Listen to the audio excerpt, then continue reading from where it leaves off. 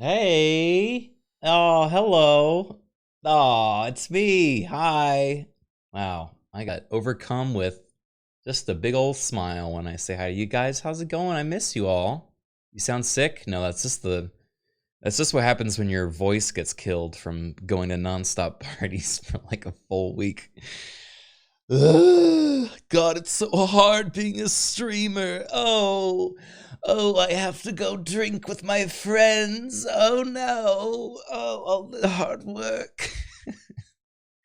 Mr. Popular over here. All right, listen, it's like a once a year thing.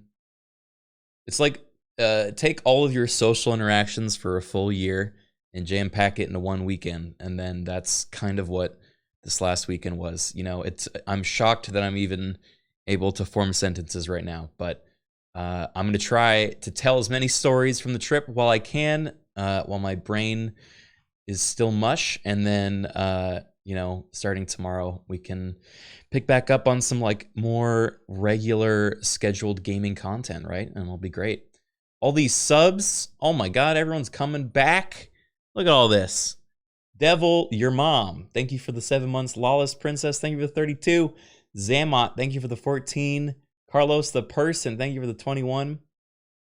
Magma Manatee with a tier 3 45-month resub. Thank you, Magma Manatee. Fish Lordman, thank you for the 42 months. Tombo with the 18. High Cripple 420 with the 27. DI with the 22. Rail Bunny with the 26. Dr. Scarecrow gifting 5 subs. Lindsay coming in with a fresh sub. What's up, Lindsay669? Heck Hawk, thank you for the 33 months. Draco Sven with the 57 months. Unkindled Kuro, thank you for the 7 months. Is that a different Kuro? How many accounts does Kuro have? Level 1 Cleric, thank you for the 31. The 30 months. It's only been 30 months. I feel like you've been around forever. Mr. McPoopers gifted 5 subs. Thank you, Mr. Poopers. Alex JD1, thank you for the 2-year resub. Welcome back. Eric Clapton, 64 months. Captain Ketchy, 16. Gerbil Sniffer, 41. Mr. McPoopers also for a full year. Wow. Cosmic Farmer, 49. Ethel Acetate with the 6 months. There's so many of you guys. How do I even say all of them? Some guy named Darkstar, thank you for the 7 months. I watch you stream, thank you for the 15. Kudos with the 27. Splash with the 67. Station Hawk with the 44. Voltage with the 44. Norden Anter with the 4. Zamot with the 14. And anonymous gift to level 2 Cleric. He leveled up? Finally? After all this time? Whomst? But Valache Bleko, thank you for the 2-year resub. And Zombie Bombs, thank you for the 45 months. Where am I? I had a webcam at one point. Hello. Speaking of which, I finally decided that I'm going to get an actual camera. There was enough people at the convention that had actual cameras, and I saw them, and I was like, why am I still using this $20 webcam after all these years, you know? It doesn't make any sense. Trey, thank you for the gifted sub. Brother Lunchbox with the 18. You and the gang's commitment to the Charborg face bit is the cutest thing. It's not a bit, dude. I was shocked that they gene spliced a fish and a human. For those that missed it, I got to meet Charborg in person for the first time. And I mean, all I can say is, wow, look at that. His face, like we discussed on stream, his face is just pure, smooth, like non-porous, like one texture dragged all the way through. And he wears a fish on his head at all times, you know? It was really impressive. So I hate him. Don't say that about anyone. He looks like a Unity asset. I mean, he's just that. Is the dent under the fish? You put a lot of time in your skin routine. And that's what I'm saying, dude. You can tell this guy moisturizes. He moisturizes so hard, he's plugged all of his pores. There's little, like, microscopic corks in every pore so that you can't see they're there, you know? Yeah. I got rid of the pores. He fucking sanded them off. It's like those people that, like, sand off their fingerprints. He just, like... it's he's skinned off all the pores. Anyway, yeah, this was my buddy Charborg. Although I gotta say, it was so sweet hanging out with him and Plum all weekend. They are the sweetest, and I'm so glad to count them as my friends. And I wish I could show you all of the pictures and adventures that we took, but I'm not going to do that because I'm not going to be the one that shows you his face. Although I just did, I guess. I forgot this image was up here, so you're going to have to find that out later, you know. But I will save all the pictures we have of our adventures for when, you know, when that time has come. Now, I do have other pictures I could share, though. More than a few. You could even say many from such a long trip. Let's see. I don't even know where to begin. I just got to say, all my friends are so photogenic and pretty. It's kind of crazy and, you know, makes you, it makes you think, you know. Also, so many of us are so tall. It's crazy. ZGTA, thank you for this 18 months. I'll never forget you, streamer. Aw, thank you. I'm still here. Was Bebenenda there? Yes. Oh, yeah. You betcha he was. Did you get a haircut? Before the convention I did. And now I'm coasting, I guess, with the hair I was given. Astrody, thank you for the 33 months. Who else we got here? Trey gifted us up, excuse me, to a level 3 scout. Oh, look at all these promotions everyone's getting. God, where do we even begin? I really should have kept a journal or something. You jumped in the foam pit? All right, let's get this out of the way. No, I did not go in the foam pit. I didn't even realize what happened in the foam pit until like a day or two later. And that was fucked up, what happened. Were you close to the foam pit? Yes, I walked past it. All right, let me, for those that don't know the story, I'll pull up a picture. TwitchCon foam pit. God, really, everyone is searching this thing.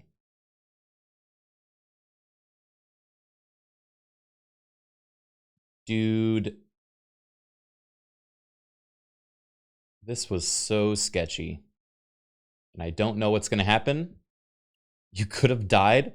I just walked past it, all right, guys? I didn't jump in. I'm not going to play the video because it is a real trauma inducing thing. But a streamer broke bones in their back, specifically in their spine, when jumping into a foam pit that was set up for a fun goof and a gaff. Here, let me. You know, the crazy thing is there was more than one foam pit at this convention. Here. So, yeah, it was not really a foam pit. There were just some foam cubes, and there was no padding at the bottom. And if you are looking at this corner, you would see this is actually just concrete. It's just a full-on hard concrete floor. And I think people assume that if there's foam in a pit, that at the bottom there's going to be like, I don't know, some sort of cushion or more foam or like anything that you would assume would be safe. Because they had people up here on these raised platforms battling each other with big old noodles, I guess, right? And then when they fall in, it's supposed to be, haha, oh no, you fell in. But if you fall in the wrong place and you miss these little cubes, then you're hitting fucking concrete. And someone, more than one person, I think, fell in and damaged themselves like in a serious way, needing surgery, like serious surgery. And yeah, so this happened, I think, on like the first day of the convention, right? Pits are supposed to be 4 feet plus deep. Yeah, these were not that deep. And another person dislocated their knee. Yeah, there was a ton of damages. This is specifically the Lenovo booth. And they were running like commentary and like kind of like a whole, you know, live stream of it the whole time. And so the first day, I think multiple people got these damages. And then afterwards, I didn't see them running it again. And I remember I walked past. I didn't know at the time because I was kind of off of I was off of social media, so I wasn't checking in on what was going on. So I didn't even know this happened until I asked someone, because I didn't see anyone up here the entire convention. I'm like, it's kind of weird. They got this whole thing. Like, what happened? And they're like, oh, you didn't hear? Like, people have broken their spines in that thing. And I was a little shocked to learn that that was true, A. But B, the people that worked at this booth weren't like told that they could go home. Like, they still were up here and doing commentary and like a whole show after this happened. Like, because it was booked time they had to do. And I don't know what the hell you're supposed to do when you're literally next to like a death trap that have like caused genuine injuries on people. Also, what isn't pictured here, hold on, actually, I might be able to find a picture of this.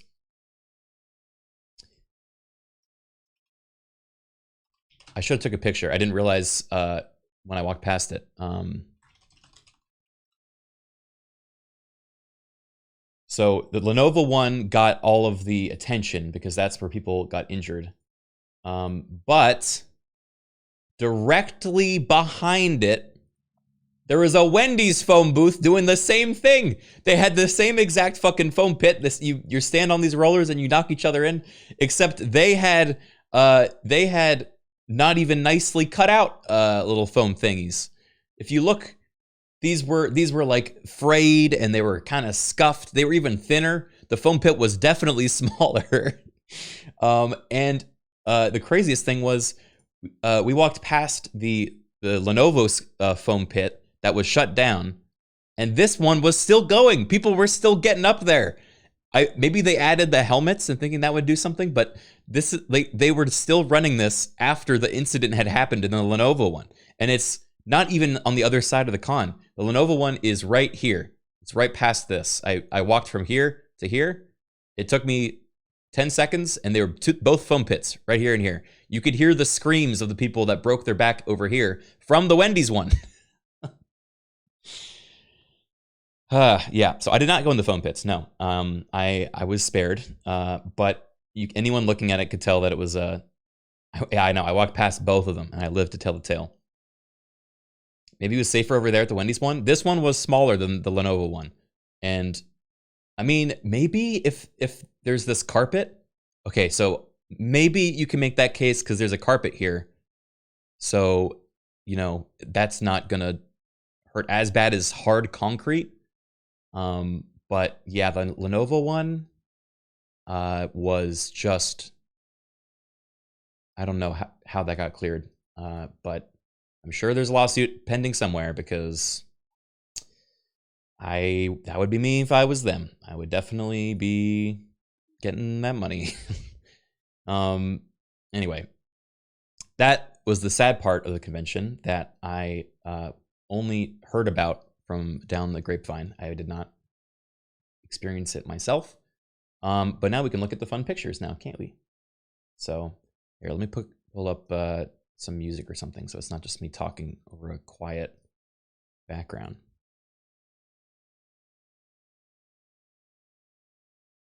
Also, it's freaking almost, okay, no. We're like a third of the way through October, so I got plenty of time for spooky stuff. But yeah, I definitely want to do some spooky streams, and I feel bad that we couldn't. The lady who broke her back said an off-duty EMT nearby is the person who finally got the organizers to realize she was really hurt. They're trying to be like, haha, no, she's fine, trust us. I heard that too. The announcers were like, oh, the show must go on. Like, oh, she's fine, it's okay. And then EMT's like, no, wait. She needs immediate medical attention. God, just unbelievable fuck up, that entire situation. And, oop, don't worry about that. That's just an opening to a thing.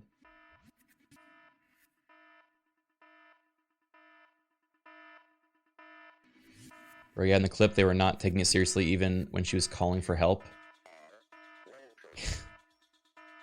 That is disappointing, and I'm not really surprised, unfortunately.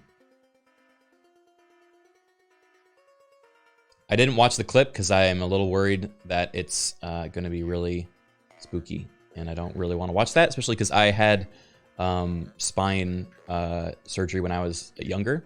So that whole situation makes me cringe. So.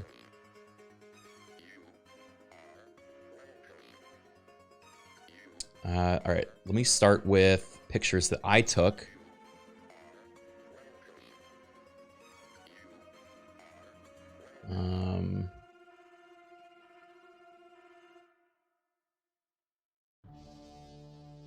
Not super graphic, but you can feel the pain. Yeah.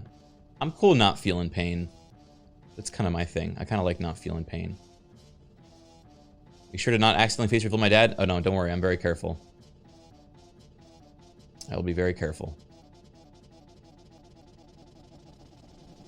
Although there are a lot of great pictures with Charborg, and I hope you all get to see them soon, because what a beautiful man that man is.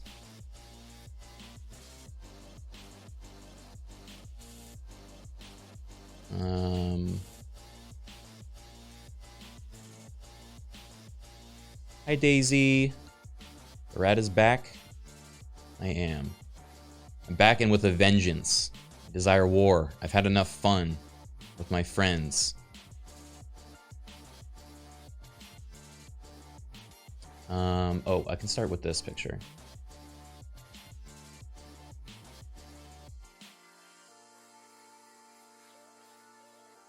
This was really sweet. We did a big old group photo on the last day when we were heading down the Marina, and we couldn't find someone to take our picture, so we propped it up between an abandoned bottle of freaking iced tea and a purse, and we just kind of... Oh, it was your bottle?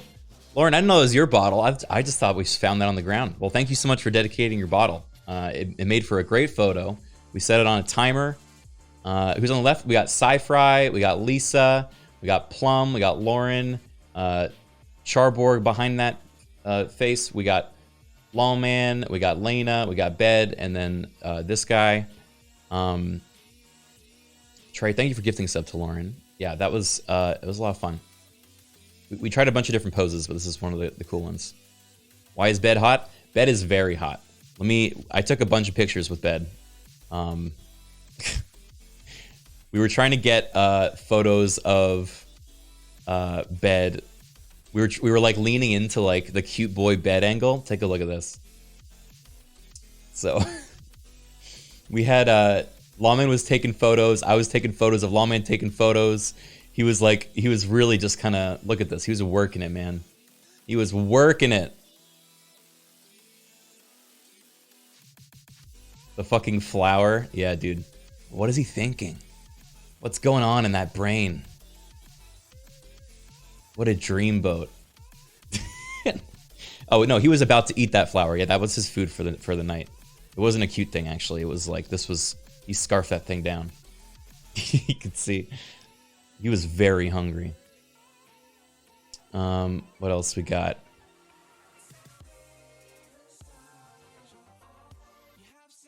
Got Lena and Lauren, who we met at the convention.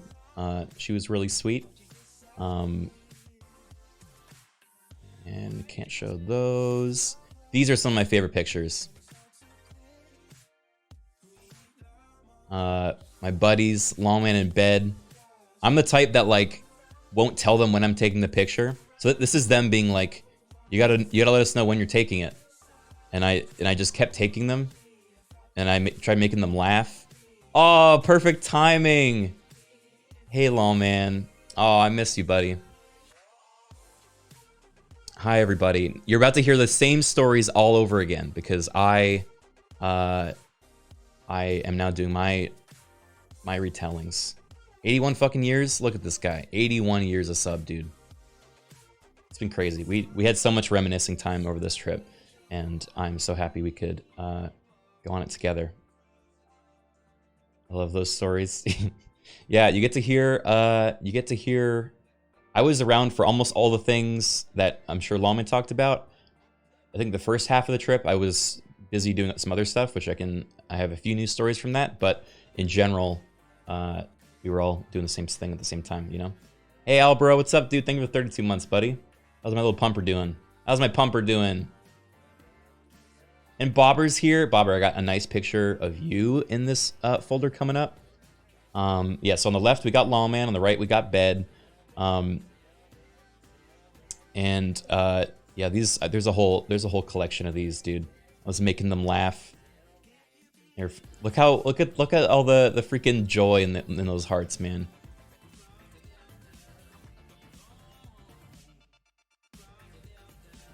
I love those guys. Let's see. Yeah, this is where we took the photos at the Marina. It was a really nice walk, and we got ice cream and just kind of walked around. This was after the convention, so everyone was so tired, and we're like, let's just, you know, take it easy.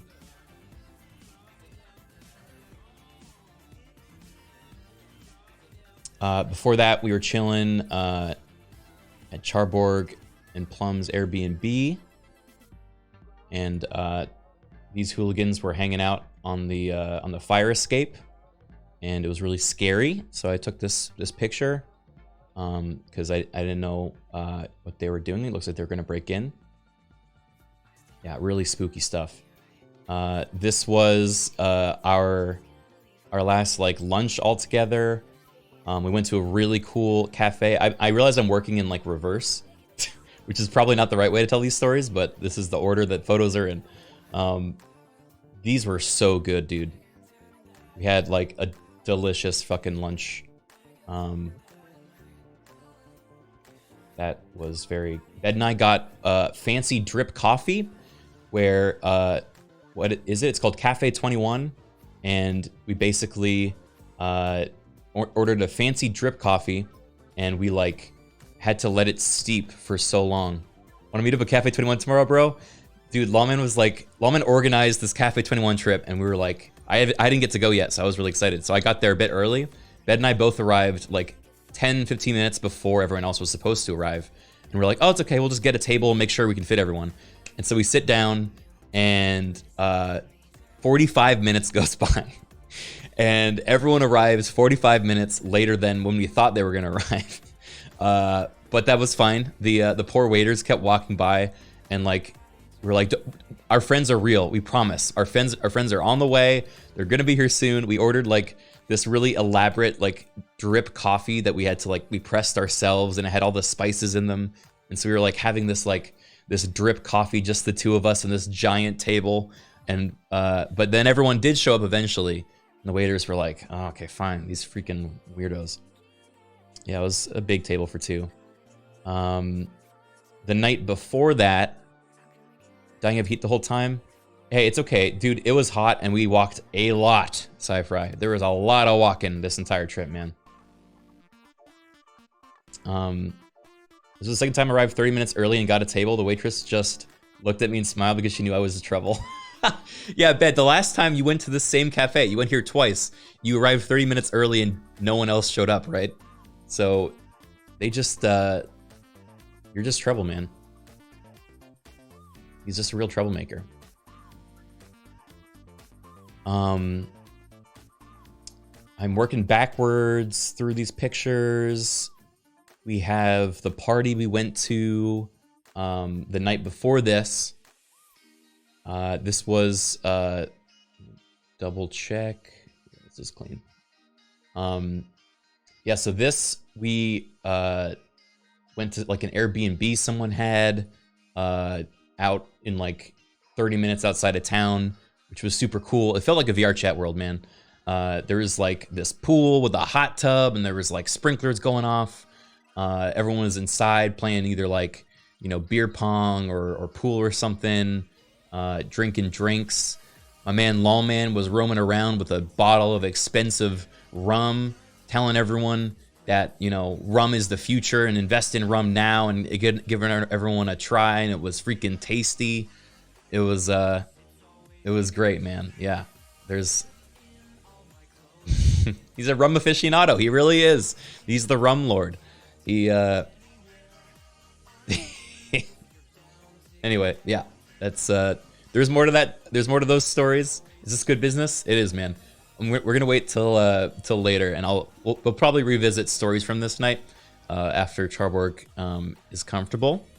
But this was some of the pictures. There's also a swing that overlooked the city, which was kind of comfy. I liked that a lot. There was a fire pit that everyone was hanging out by as well. Let's see. The death swing. Okay, this swing is only moderately safer than the death pit at the con. If you fall off this swing, you fall directly on this stone wall and just break your spine. So I was warning people. I was being that guy standing near the swing, being like, "Careful, you don't slip off now, kid," and then drank my rum. This was at the sushi place before we went here.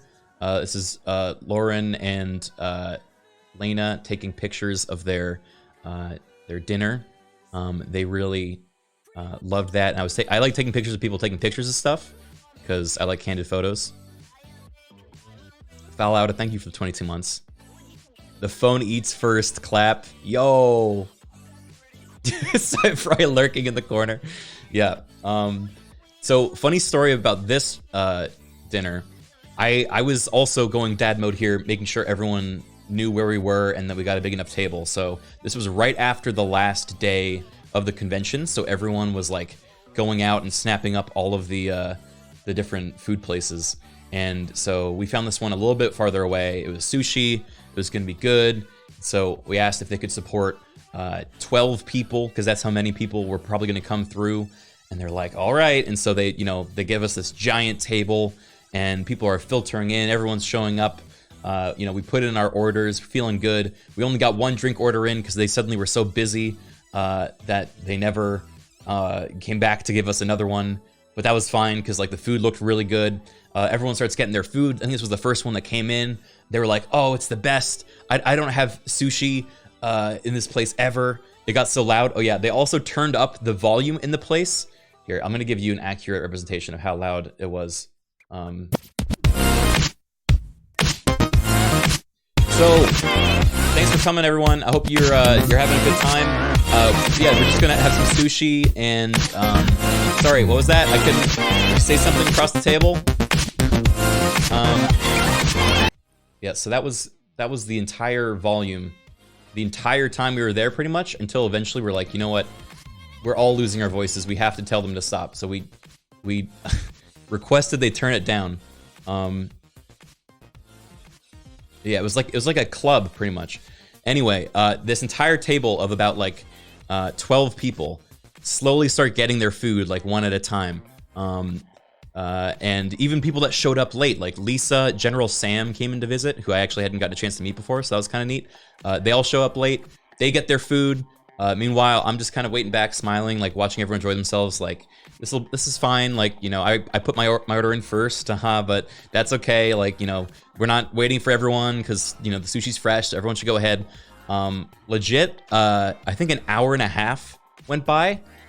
Everyone finished their food, and mine hadn't arrived yet.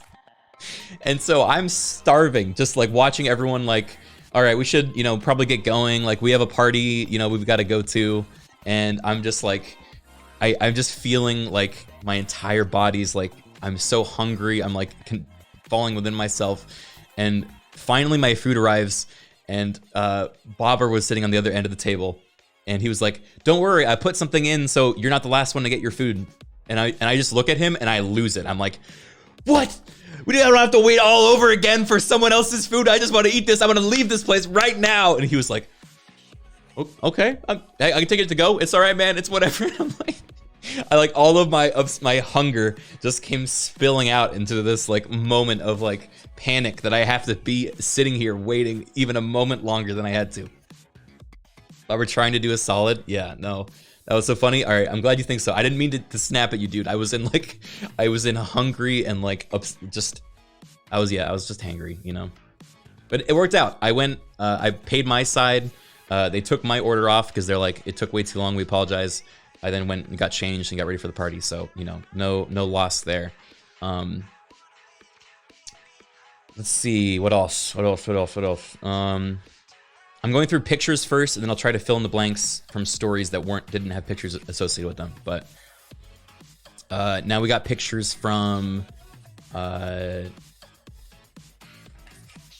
this night, which was really sweet. These were great. That's Garbage Day on the right. We got Charborg. We got Plum, myself, Lawman, Lisa, Sci-Fry, Bed, Lena, and Octopimp. And we were at the Snurch. Is that what it's been called? Has it been dubbed the Snurch? I'll try. I didn't know when that started, but it was a really, really cool place. And I will explain it because I took some freaking environment shots to get the idea across, right? But basically, this is a giant Airbnb that sleeped like my man's feet hanging out.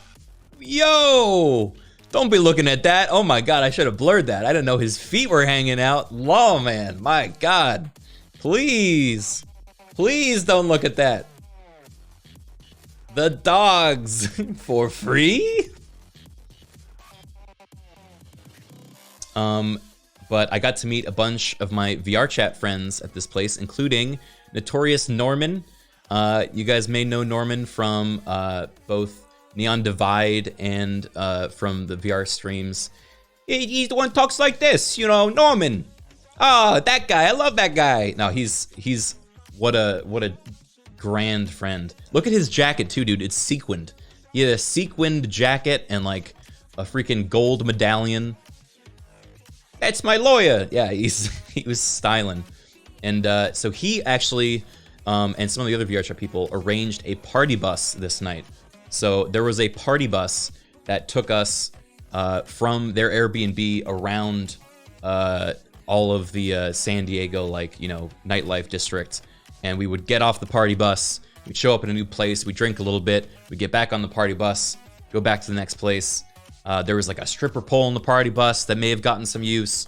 Actually, well, the use it got was more like the use you'd have with a pole at a bus, because it was so packed with people. We were definitely over the limit of who was supposed to be on that bus. People were just hanging on and like up against each other, like being like knocked around. But yeah, it was full of people. It was a lot of fun though. And did you use the pole? No, I could not move from my seat.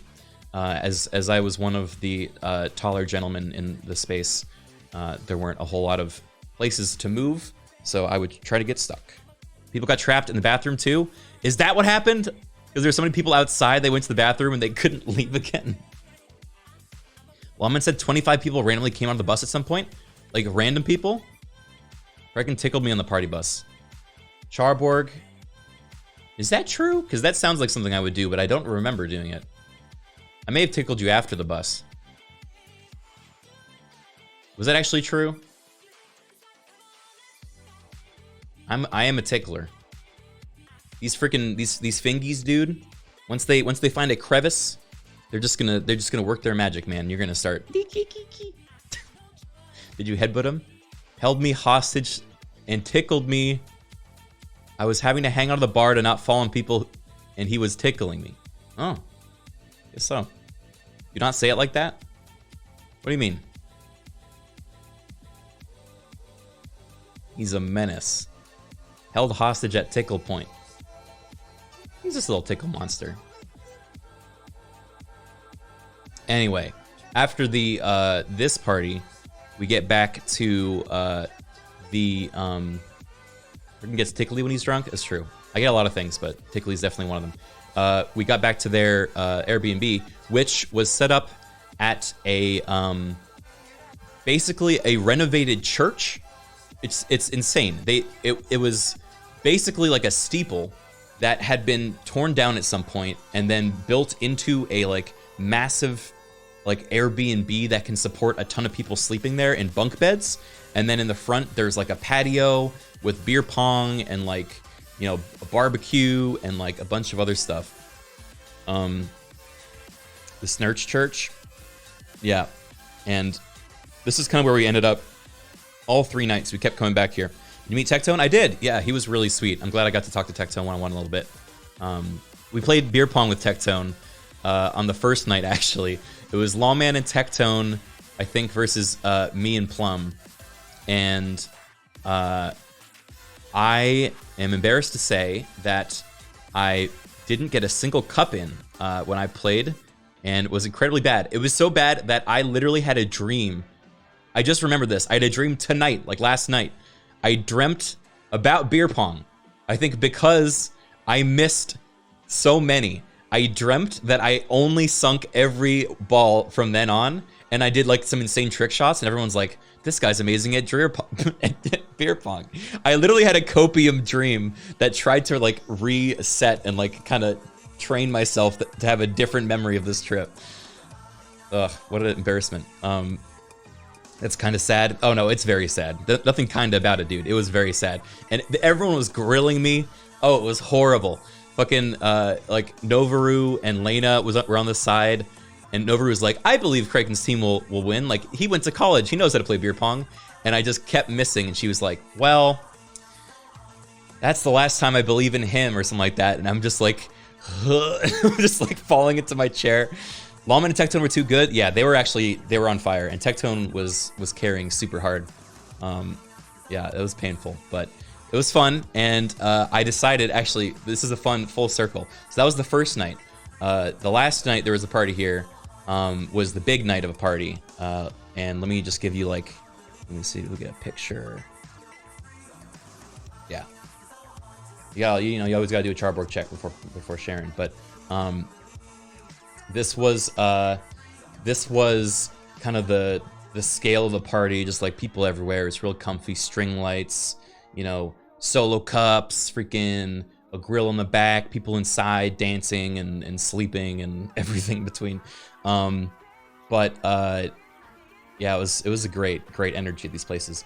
However, except for one exception, this night was probably like my favorite like kind of energy of the entire trip. It was like such a relaxed and fun time. However, we went to play beer pong. It was me and Naomi. You guys may have seen, she's played D&D with us in the past, and also was the butler when we did that one that one RP, VR Chat RP stream. Remember that?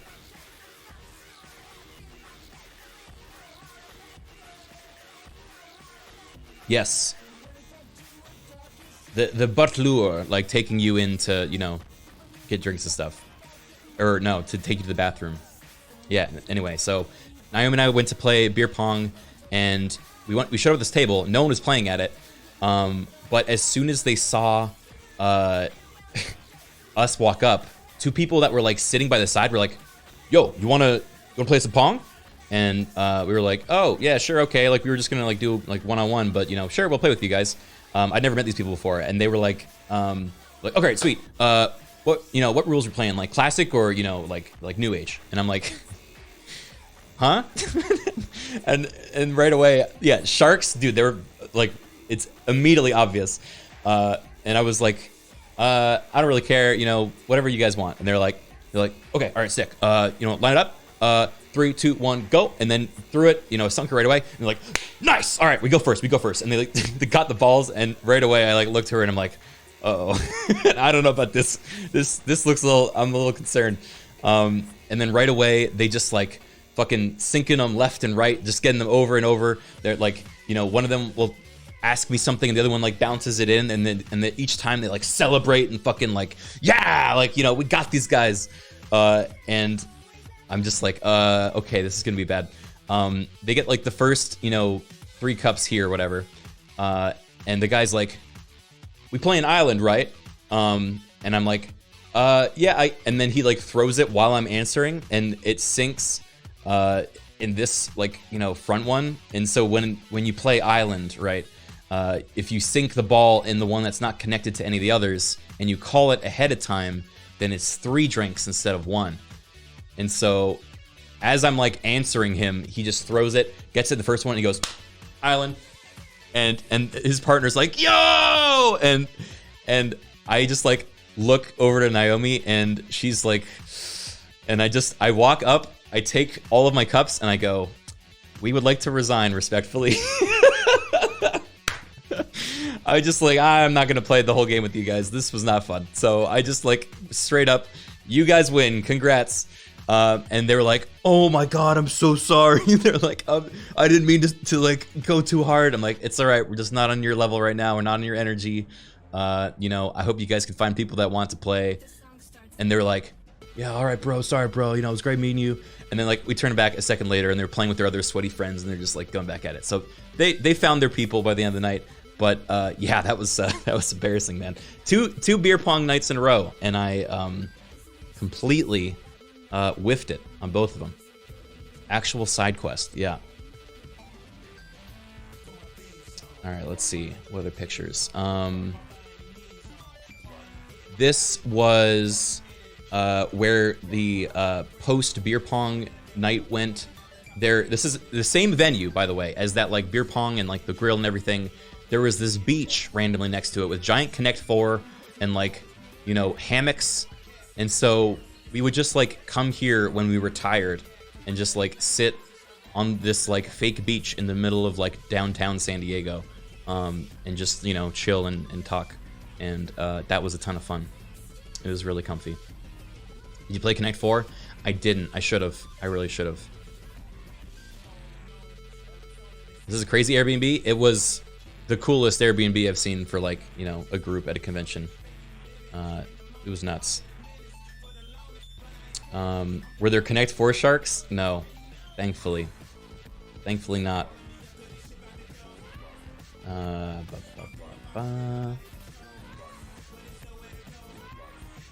This was, we went by Bobber's booth. Bobber had a booth at Artist Alley. Dude, look at him, pogging, showing off all of his cool stuff. I got a shirt there, which I might as well go grab and show you guys. But yeah, you can see he has a bunch of cursed Mario designs. Look at these. Lugium, Lold, Mario Fornia, Florigi, PP, Mump, Meep and Lock, Lice, Yogg, Ushy, and wow. He's great, dude. I got a shirt with this on it, Eat Cheese and Sin. I thought you guys would appreciate that, so I bought that shirt from him. But yeah, he's got a great look. Definitely encourage you to go and check it out yourself. Let's see. All right, that's all the pictures for the most part that I took that I can show. This was the bar we went to on the first night. It was very red. And oh, there was a dude playing a cello at the bar. Just a freaking full-on cello. I want yo chicken. Thank you for the 25 months. Vampire bar. Let me see.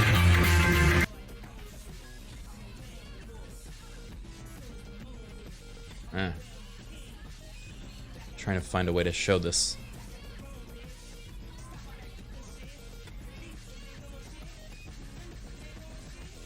Okay, just imagine a big cello that a guy's playing. Okay, that's all I can do for you.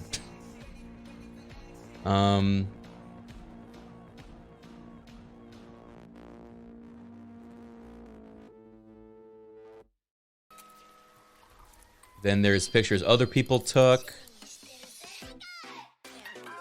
Oh, that's massive. Yeah, we got Norman, Bed, and Crumpet. That was really sweet.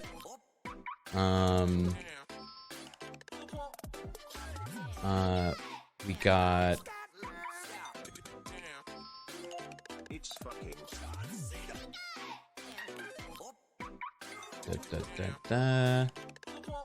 Lisa striking those poses. Killing it.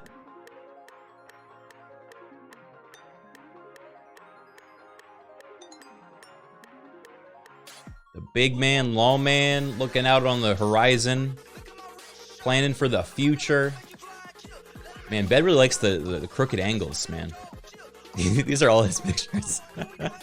Everything's at a crazy angle.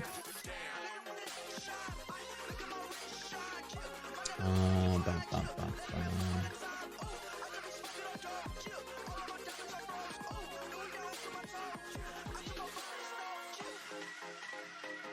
This was, wait, Bed, did you put a weird filter on this?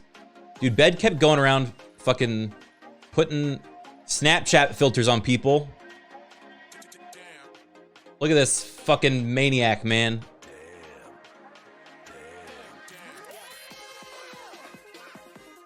What the hell? What the hell, dude? What the hell, man?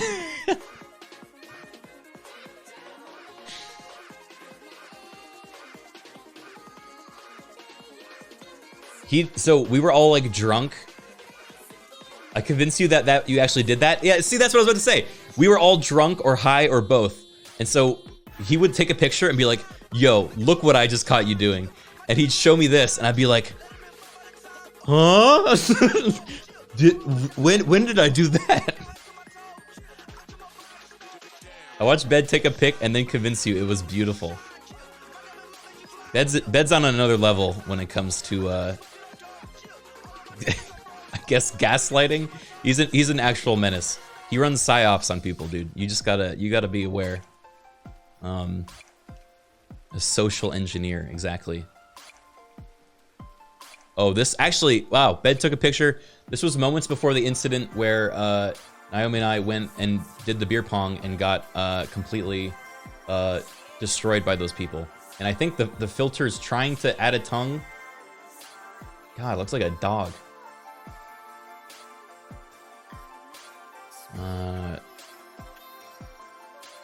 Moments before disaster. Look at this photogenic man. Also repping that strippin' freaking merch. That wasn't a filter, that was you having a blast. Oh, thanks, man.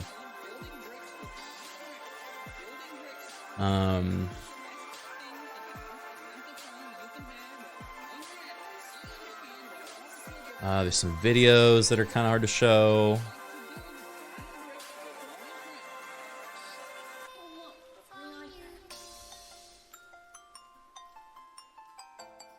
There's a lot of cute pictures. This is Lena and Plum.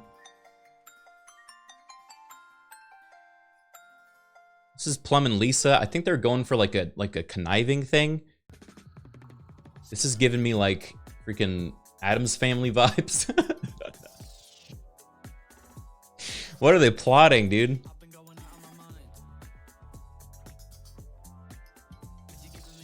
Menacing.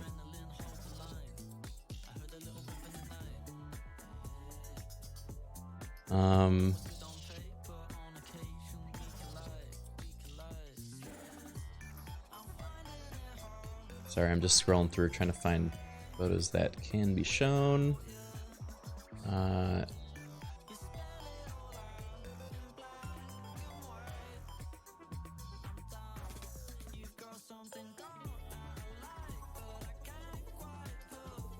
All those tabs, yeah. We got a couple. Oh, this was a nice one.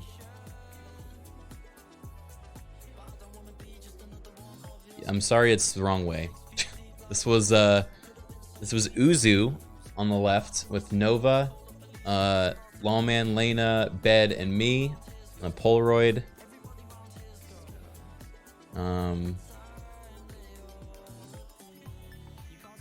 This was pretty much the energy of the end of the night at this place.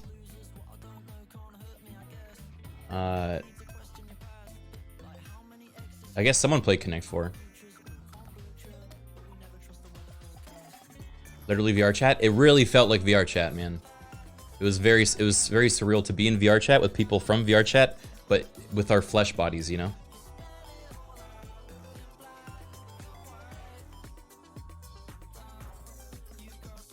Earthquake. Yellow won, Pog.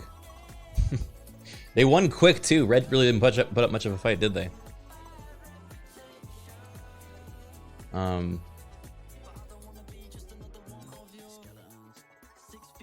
Yeah, it was a really great trip. Criken brought his webcam as a camera.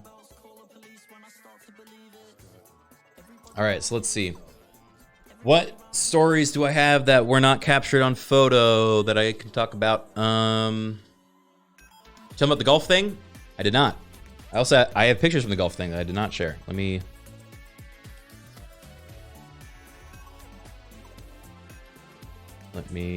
share them now while I still remember.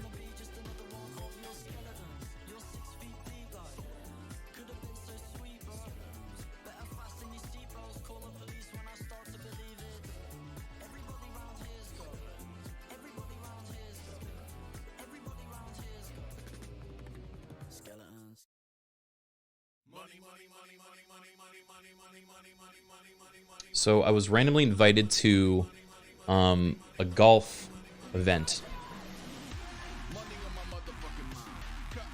and I didn't realize it wasn't like mini golf when I said yes, because I love mini golf. I'm a big mini golf guy. I would say I'm even like, you know, top % level of mini golf in terms of, you know, just like course to course. Like I wreck at mini golf, man. It's my go-to. I'm a mini golf pro, is what I'm basically trying to say. But I was like, sure, mini golf with Twitch streamers, that sounds like a great way to get to know people. I show up in the morning, it's like, you know, 9 a.m. or whatever. We get put on a shuttle, and I'm like, that's weird, we're getting on a shuttle to go to mini golf. Like, I feel like we could just show up at the place, right? We drive for 45 minutes. We end up outside the city at a genuine golf club for, you know, rich people. And it's run by a group that's called Golf and Gaming Club, and it's people in the games industry and Twitch streamers that are very golf lovers. And I, as someone who has never played real golf before, was definitely a little intimidated. I didn't really recognize many people there. The few people I did recognize were definitely more into golf than I was, so I wasn't going to be like, hey, let's talk about, you know, things that aren't golf, because they were like, I'm here to golf. So I was like, okay. Your tabs hurt me? Oh my god. All right, viewer. Now you don't get to see them. So now we anyway, so we show up at this place. It's in the morning. All my friends are going like to the zoo or something, and making me feel bad for not going with them. Uzu, hi. We were just talking about the different nights at the church. Hi, Uzu. I miss you too. Uzu said I gave very nice hugs, and that was very sweet. I liked hugging Uzu. Uzu, you're very good at receiving my hugs, I will say. Let's see. So I went to this golf thing, and I'm right away, I feel like a bit out of place. This is the hardest song I've ever heard. What's up, Wobo? Dude, I wish Wobo was here. Lena's awake! I woke up from nap. Hi, Lena. We're doing story time now. We were just looking at a bunch of photos, including this one of the gang with Uzu, the conniving twins, you and Plum. It's really sweet.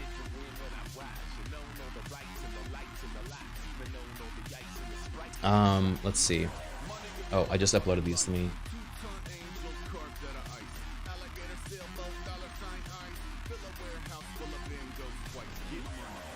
So, okay, back to the golf course. So I go to this golf course, and I'm like, I know right away I'm in over my head, but I'm like, you know what? I'm here for new experiences. I want to meet some new people. I'm just gonna like go with the flow and see what happens.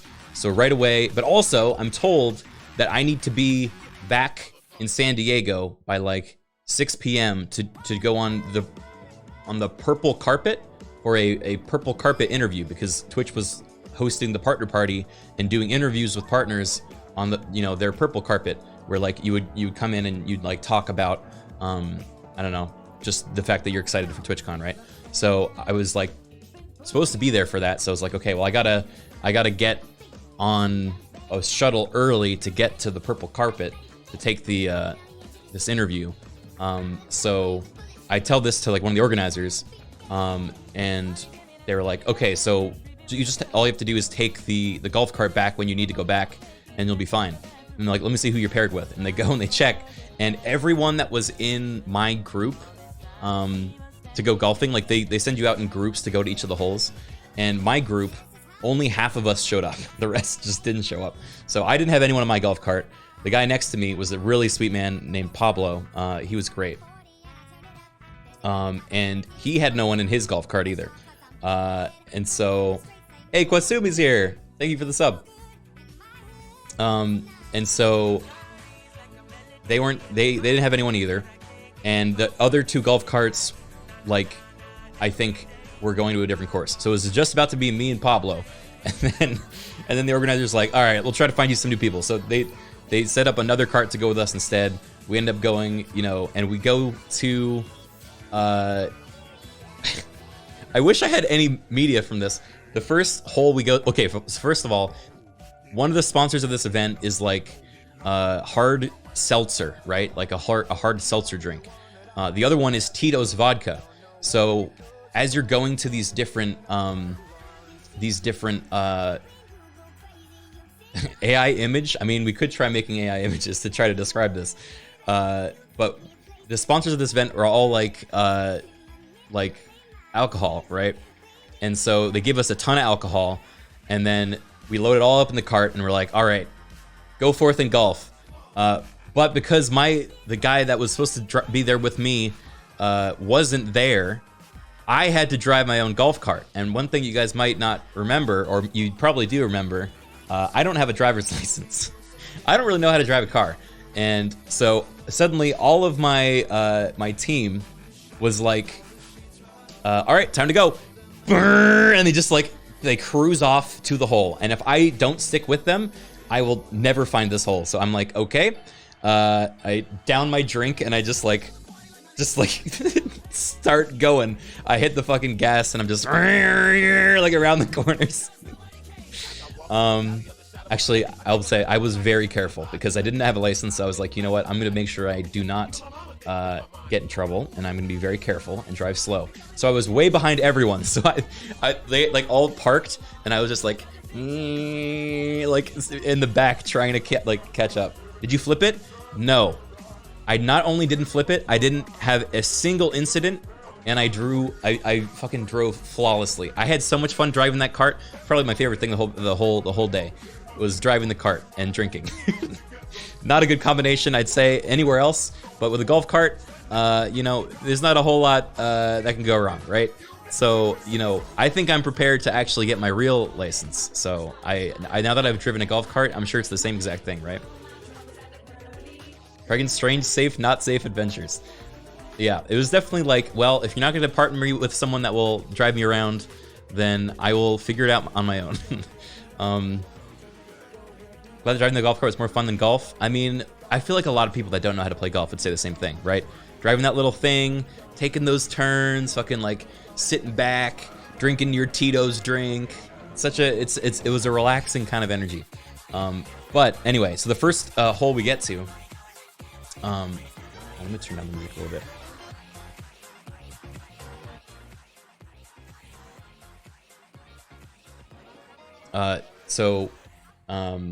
The first place we get to, there's a bunch of sponsors on each of these holes. So it's kind of like a random thing, like a randomizer. Like you show up at a hole, and sometimes there would be like a bar there, and they'd be like, "Hello, we're Tito's. Would you like a drink?" And you'd be like, "Sure," and they just give you a drink, and you get thanks. Hey, Lanny's here. What's up, Lanny? So Lanny, quick segue, or you know, tangent. Lanny was an artist that I met on Artist Alley. That does woodworking and tattoos. And I've actually been planning to get a tattoo for a long time now, but I haven't decided on when or of what. And I think Lanny's stuff was really cool and definitely inspired me to maybe make it sooner rather than later. So, you know, maybe we can, you know, you'll be seeing something of his work sooner rather than later. A tat of a rat. He gave me a sticker of a rat tat. In fact, I could probably go find that rat tat somewhere. If I had finished unpacking. But there was a rat tat that he drew. Let me, wait, I just saw Plum.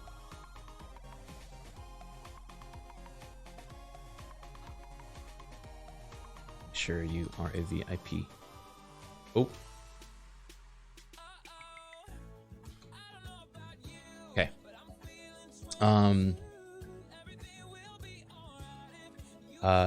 Tattoo this. You want me to tattoo Boone's little rat thing? You know, Lanny, if you end up hanging around, and you know you see anything on this stream, any emotes, you know, any energy that you like, that you think would make a good tattoo, I would totally just let you, you know, freaking do that to my body. You know, I would let you put the fucking Radig face. No, I'm not gonna say that. I'm not gonna. I will not make that promise. Tramp stamp the Radiga face? No way. No, please not. Good save, good save. Too late, I heard it. I'm going on your back. Anyway, you keep distracting me. The first hole that we get to for this golf thing was not sponsored by Tito's, but was sponsored by an organization like a Twitch org based out of Florida. And their course's gimmick was they had a golf cannon. It was a like pneumatic, like, you know, pressurized cannon that you put a golf ball in, and then you fire it out of this giant cannon towards the hole. It's just a gun. It's a golf gun. And so my first time golfing on my first hole, I didn't even use a golf club. They just gave me this gun, and they're like, "All right, aim it towards the hole." And I was like, "Okay." And I think I got the closest out of our group for firing on that with that first one, so that was cool. And they also took a video of me, and were like, "We'll send it to you." And I'm like, "Great." And so they're like, "All right, here's just, you know, put in your number here, and we'll send you this video we took." And I was like, "Fantastic." And they're like, "Oh, also we have a party on Saturday. You can come on by, meet everyone, free drinks, bring all your friends." And I said, "Awesome. This is great. This is why I go to these things. Is there all these opportunities?" We leave that course, never received a text or a video or an invite to their party. I don't know if they put in the number wrong or forgot or what, but somewhere out there's a video of me firing a golf cannon, and I'm sure it would have been great and you guys would have loved it, but it's gone and you'll never see it probably. So yeah, man, put it in wrong. Yeah, that must have been it, right? I'm sure they just lost the number. You know, they were gonna text me. But let's see, that was the first hole we did. Now, good news was our group was super chill. There were other groups out on this golfing thing that were like hardcore golfers, and they were playing to win, and were like, you know, they knew all the golf lingo. They were like getting in, you know, at par and under. Oh, you and Pablo. So we actually got grouped up with another group, and they also didn't really know what they're doing. So they were a lot of fun. And Pablo was very experienced. Pablo knows how golf worked, but Pablo was also chill as fuck. Pablo was so fun. Pablo would play like these like awesome like Hispanic like dance music from his cart, and so we would just be like chilling on the hole, and this cart was bumping like just sick music. Pablo bought me a couple drinks while we were out on the green, man. I kept like, you know, if I screwed up on a swing, he'd like, "My friend, just one piece of advice, you know, and if you hit it this way, then it'll go perfect, no problems. And I would do that, and it would do better. He was so smooth. He was awesome. God, I want to find. All I know, his name was Pablo. I don't have his handle. I don't think. Did you get his number? No, I should have got his number, shouldn't I? I'm sure I could find it though. I'll have to look to see who else was there or something like that. But do you at least know his channel? Let me see. I want to look it up. I don't know if he just goes by Pablo. I thought I followed him.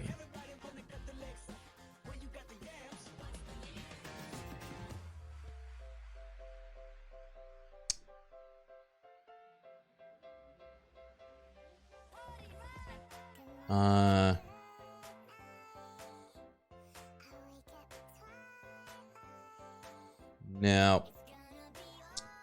I'd have to go looking at like the guest list or something.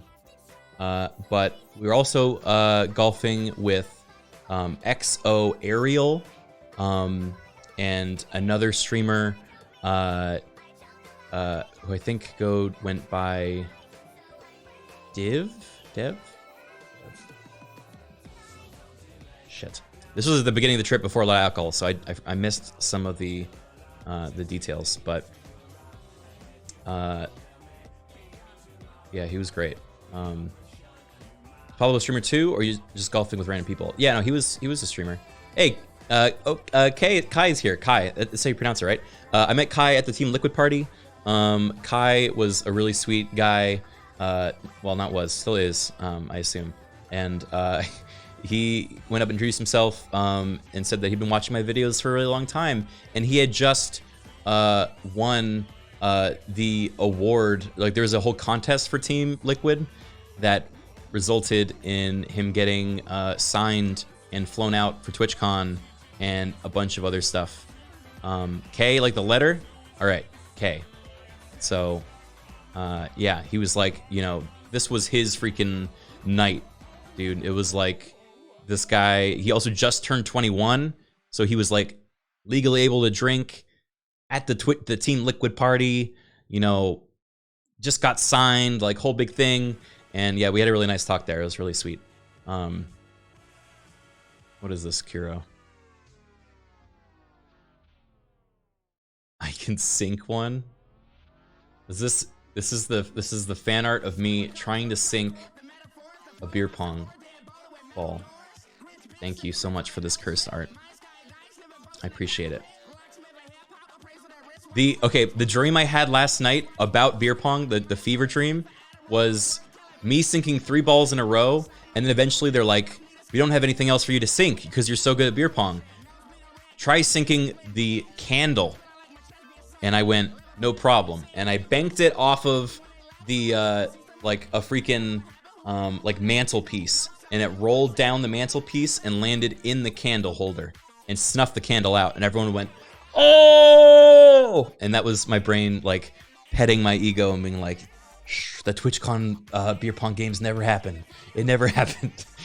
This is your real life, man. Self-hype train. I can't believe you had a literal dream to cope with beer pong. Well, man, I can't either, dude. It's the saddest thing ever. This was the first dream I had back from the convention, was like rewriting my memory, selectively rewriting moments. Are you gonna be practicing for next year? I probably will, actually. I need to think about it. I'm gonna buy my own, like, my own set in my living room, fill it with water, and every night after stream, just, yes, island, yes. Just do that over and over again. That was the most prominent moment. Did you wear your $500 shoes on this trip? I did. I wore them golfing, actually, because I wanted to fit in. And I did not fit in. Hold on, let me see if I can download a video to show you.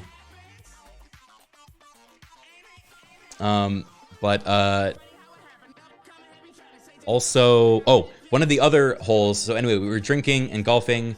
One of the other sponsors during this golf event was a animal shelter, and they had puppy dogs on the golf range that if you wanted, you could just take home. They're like, we want them to go to a good home, so we just brought them out here. So this is one of the puppies that was there. I don't really know what they thought, though, because most people were traveling into town for this. So, yeah. Kay said, what did you and your friends do after the Liquid Party? So we ended up going to an Airbnb with a bunch of friends that was hosted in an abandoned church. That was my post-Liquid Party plan. So, you know, just like normal things. Let's see. This was my... Just not going to mention the filter. What filter, dude? That was Norman. Norman was off of it.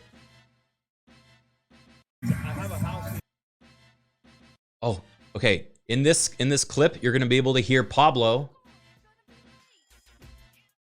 You're gonna be able to hear Pablo, and you're gonna be able to hear music, and you're gonna see me absolutely killing it at golf. My first time playing golf ever.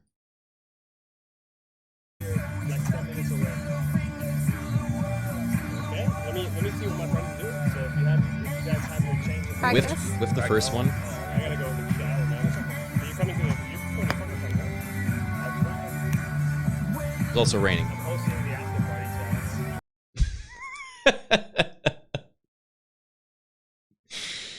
That grip, bro, don't even begin with me. Don't even begin. Look at this guy. He was born on the golf course. Absolutely sent it flying. Are you left-handed? I thought I was left-handed, but apparently I'm right-handed. I don't know. I said I'm left-handed, and they said, no, you're right-handed. And I said, what? But I thought I was hitting it left-handed. Which one am I holding it with right now? Someone tell me that knows golf better than me. I have a house here like 10 minutes away. Okay, I'm hitting it righty. So if you guys have your change. So I write with my left hand. I play tennis with my right hand. And I guess I golf with my right hand. Right hand should be low. My hands are reversed. Wait, so I'm holding it with a lefty grip, but I'm playing it right-handed? No one told me this. Pablo! Pablo, what the fuck, man? You helped me with everything else, but you didn't tell me I'm holding it the wrong way? Oh my god, no wonder I couldn't get them in. What the hell? He could only fix so much. I was a lost cause.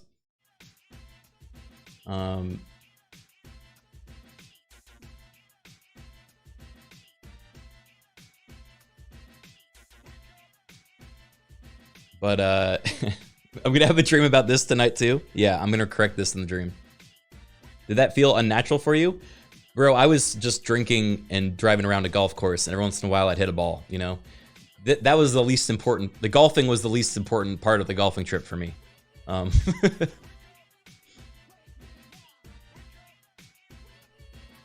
Drinking and driving. I would take a sip in between stops. Yes, just a little bit. Only when it was safe, and I wouldn't. That's just how it works in golf, you know. It's like Mario Kart. It doesn't make it better. Look, I'm not saying this is how you're supposed to. Don't live your life like this. Don't follow my my example here. This was my first time golfing. I didn't know any better, officer, you know?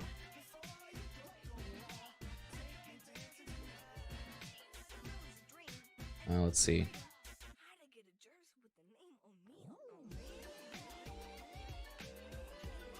Do I have any more videos I can show?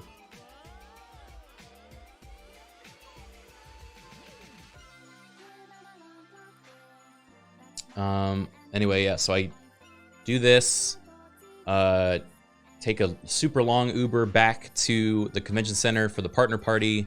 I'm late to the purple carpet. Actually, I wonder, I was on a live stream. I don't know if I'd have to look for like a clip of what I said, but I was on the live stream at some point. Wait, let me see. Maybe it's magically easy.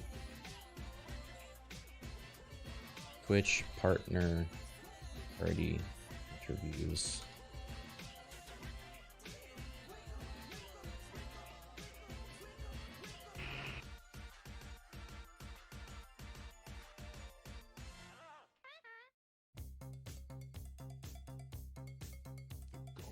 Hey, Kwasumi! Thank you for the 5 gifted subs. Hello.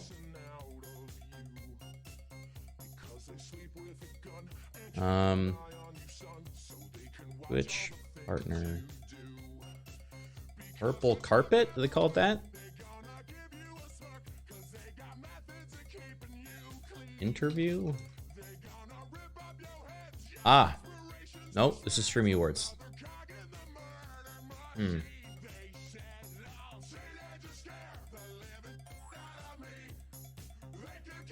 Does anyone know what channel that was on? If they find it. Oh, list for people that was on at golf? Let me see. Am I even on this list?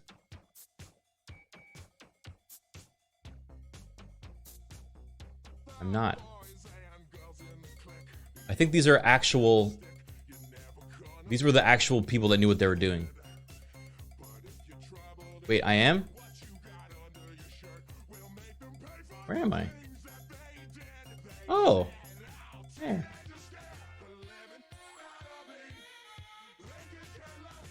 Oh. So Mr. Llama was supposed to be my partner, but he wasn't there. Nicotine wasn't there, so Slim Squid was probably Pablo. Let me see.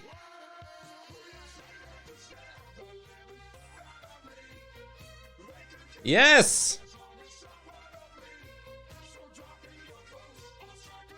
It's Pablo! Pablo's very handsome, don't you think? Yes, daddy. Nice weapon. Team there, let's go. I didn't see him, but there's open doors. How can you ping somebody you do not see? You say, team there, let's go, and then you say, I don't see somebody. My friend, you're right. I should never do That is disingenuous. That is disingenuous, and I don't appreciate. I will reflect on my decision. I like your reflections. Granada! Granada of the fire! Yeah, he was nice. Did he talk like this to you? He did. Yeah, that's just how he talks. That's not a character. He was very sweet.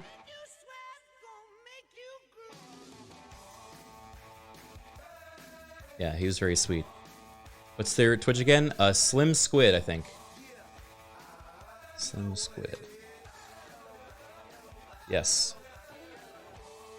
Pull it one more time. See there, they got that second monitor. They're all streaming live on Twitch. If you go. Follow him as well now. Pablo. See, did he talk about me? Oh, he played Apex. Maybe he talked about me during Apex. He probably thought about me, though, yeah. He probably thinks about me all the time.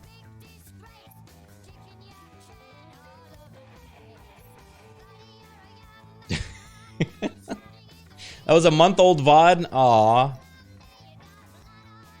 Maybe next time, maybe next time. Yeah, I'm gonna dream that he talked about me. It'll be okay. The other person we played with on our team was XO Ariel.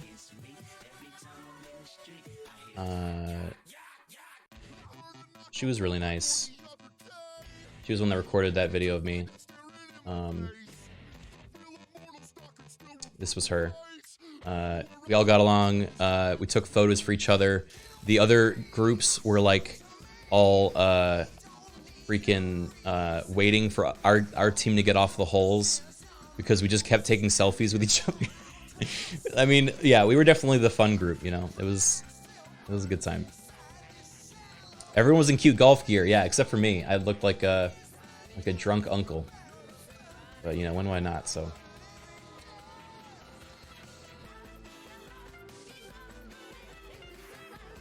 Oh, you were those guys? I mean, yeah, but like, I thought it was a mini golf thing. I was here to play mini golf. I was dressed for mini golf, and suddenly it turned out to be real golf. Let's see. What else? All right, so we get back to the partner party. Ran into a bunch of people at the partner party. RT Game and Kelly Siren hung out with a bunch. I ran into Lawrence. We had a long talk, Lawrence and I, which is really nice. What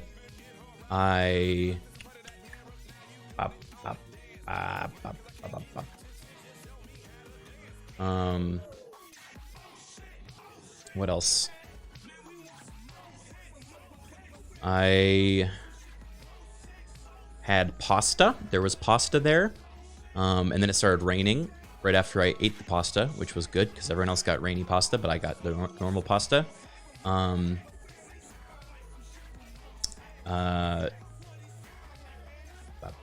to think. Partner party was kind of, it was very crowded. There was a lot of people. So it was kind of hard to find the people I wanted to talk to. But I got to talk to still a bunch of them. Lawman and his rum. That was a different party.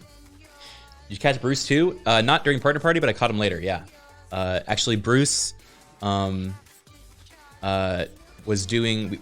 Lawman and I ran into him during one of his hosting things during the Twitch, like on the front page. He was doing like a walk around and like hosting, talking about the con and like going to Artist Alley. Lawman showed the interview bit. Wait, where'd he find it? Do you have a... Shit, I need to find where he found that.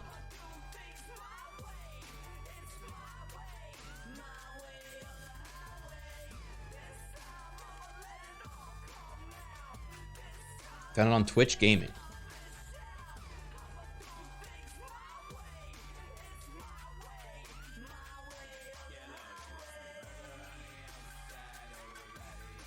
All right, Bruce.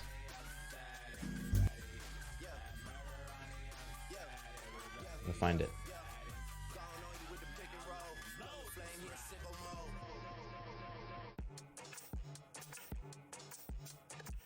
Hey, there we are. This was right after our meet and greet.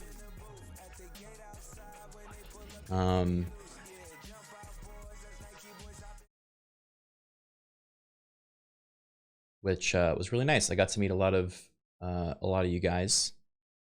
Everyone was super sweet, and it was nice too. The way the meet and greet was set up, we could just like talk for a fair amount of time before taking a picture and stuff. So yeah, I got to actually have some genuine conversations with people about like, when they started watching and like, what excites them and like, just kind of like have a little bit more of like a face-to-face than like, hello, thank you so much. Here's the signature. Here's a picture. And now get out. It was a little bit more of a talk, which is cool. So then we went walking around to the artist expo and bumped into Bruce, and he was like, yo, do you guys want to be on my show? And I said, okay. Are animations made by Worthy Kids? Yes, they are. Okay. Worthy Kids is a homie. It's very good. All right, this is the talk. That put up all of their artwork. They make lots of like cool arts and crafts, things like that, and then they sell it. Artist Alley, if you ever go to any con, you should absolutely go because you're always supporting independent artists and creators, and they're making some really cool, unique stuff you never ever see. So I feel like we should talk to a couple of strangers here and see if I can find. Oh, hey, I talked to these two gentlemen here. I think I've never met them before. Wait a minute! Wait a minute! Hey. This is Criken and Lol Man. Wait, all right, show your badges to the. There's Lol Man. These two have been streaming for, I want to say, 55 years. Collectively, yeah, that's about right. A long time. You're very, very old. You're a very old man. No, they're old friends of mine, and I just wanted to first of all put you on the show because I think people should watch your streams. Thank you. I mean, I'm not going to say no, And then second of all, you're here in Artist Alley, so I wanted to kind of pick your brains and find out where I should head, what I should look for, etc. What do you think? Yeah, a lot of good stuff around. We saw a cool Nergigante poster over there, and there's some like really interesting VTuber style stuff on that side. So I love VTubers. What about you, Criken? He took the two things I was going to say. I stole them. We literally were discussing this right before. Oh, there's a cute rat with cheese over there that I'm going to go check out because rats are really cool. It's part of my brand. That's all I got. It is literally part of Criken's brand is that he talks about, do you like rats? It's all I talk about, Bruce. It's like the only thing about me. Like, you know this, okay? I have no personality. I'm just the rat guy. It's really weird, Lolman. Why does he do it? I think it started as like a bit. He had one rat emote about 2 years ago, and then people loved it, and I think he loved it, and it just kind of snowballed, or I guess, rat-balled out of control. The Rat Jam. The Rat Jam, Better Twitch TV. They just started, my chat now literally is doing that at all hours, even when I'm offline. They're just constantly shimmying, like waiting for me to show up. So, I don't know, man. I live rats now. I don't have a choice in the matter. I have to find some rats for Criken. So, we're going to go look around. Thank you very much for being on the show. Give me a hug. I've never met Lawman in person. This is the first time. So. Great. Yeah, and then this is an old friend of mine. All right, buddy. Bye, guys. See you later. Now we got to find some rats. We got to find some rats for Criken. Yeah, it was great running into Bruce. Was that scripted? No, it wasn't scripted. It was like we ran into him and he was like, "Hey, if you guys want to wait around 5 minutes, I'm about to do a bit and I can like interview you." And I said, "Okay." And then that was that. If this wasn't scripted, why'd you send me the script to double check? Joe, if I was gonna send the script to anyone, it wouldn't be you. You freaking you rat. I'm sorry. I would send it to Joe. He's a very talented writer.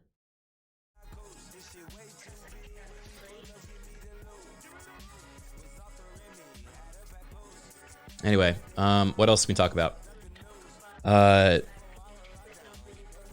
So partner party. Oh, it wouldn't be the script writing university student with a first degree. What's a first degree? Oh, that's how you guys score degrees over there, right? This guy couldn't even get a 2, man. He got a 1.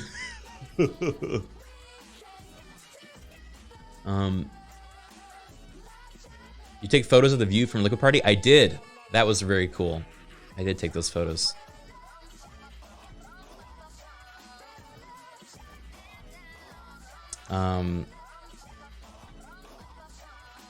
Or yeah, let me see.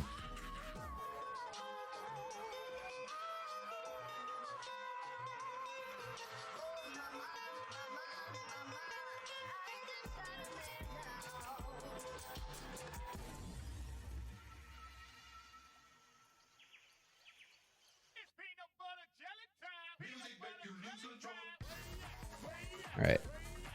I have these.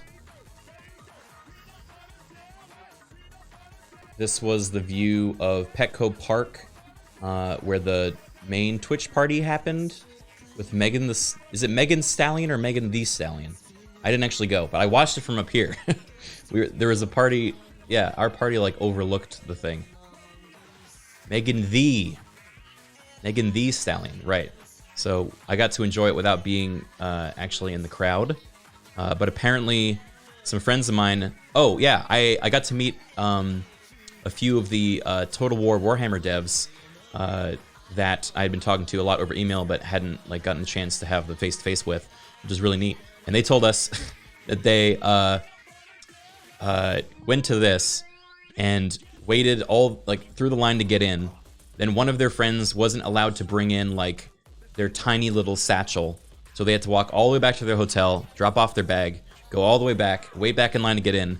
They said they arrived and they see Megan the Stallion, like, you know, on stage, and she finishes her song, she starts twerking, and then she twerks off the stage, and then it ends. 45 minutes before she was supposed to stop. She just twerked away, and then they said, "Good night." And they like had to turn back around and leave. And they were like, we had plans afterwards, but all of us were like, wow, that blew. And they just were so bummed out. They just went home and slept. They're like, fuck that. The whole night's ruined. So yeah, glad I missed that. But yeah, I went to this. This was the Team Liquid Party, which was a cool venue. I think it was a little crowded, and unfortunately some of my friends couldn't get in because it was in a hotel, and some of the hotel residents were just walking in without, like, or they were claiming they're a resident and then just showing up. No Liquid in sight. Excuse you. What is this then? And this. Oh, that's a badge.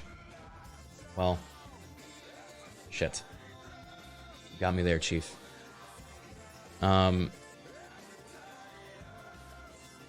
That's a badge. Wait, they're both badges. They pulled a Criken then? I guess they did. Wow, you're right. That's fucked up. I can't even be complaining. No, but that's actually fucked up because they weren't even part of the Twitch event. You know, they were just like residents. I met some of them. They were at this party and they were drinking the drinks, and they came up to me and were like, he made like some comment, and like we started like riffing, and he's like, so what is Twitch anyway? And then I was like, oh, and I explained it to him, and he's like, why would they watch people playing video games online? And I was like, all right. And it was like a hold my beer moment. I'm like, all right, this is why. And I like explained the whole freaking like concept that people are running these shows and they're like performing for 6 hours at a time. And that everyone here is really talented in their own right, and they should go and talk to someone and learn their life story, because you'll probably be impressed with like how much variety there is in this room. And they're like, wow, I never thought about it that way. Thank you so much. You broadened my horizons. And I said, cheers, and I left. And then I realized that they were crashing the party. My friends couldn't get up because of them. And then I was annoyed. So that was about it. Another dream? No, that wasn't a dream. That was real. That happened. Then you woke up. Let me think. After partner party, that was the first night we went to the church party. That was fun. Got to meet everybody. Trying to remember any specifics. I think I called it pretty early that night because the next morning... Wait, Pablo tweeted at you before the golf thingy? Wait, before the golf thingy?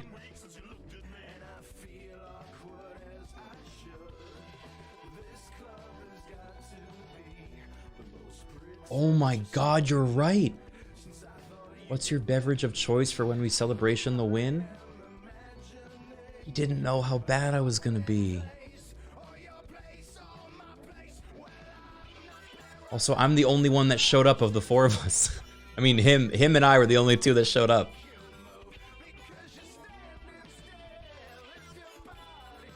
Oh, well, we had a lot of fun. I didn't ignore him. I just didn't know. I didn't see it until afterwards.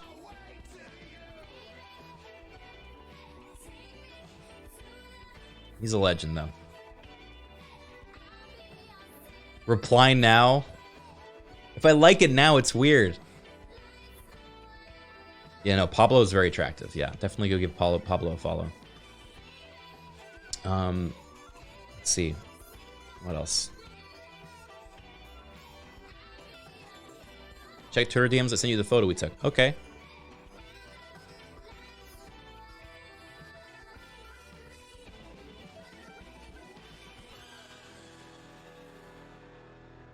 Oh, this is sweet. Yeah, this is Kay, who I met at the party.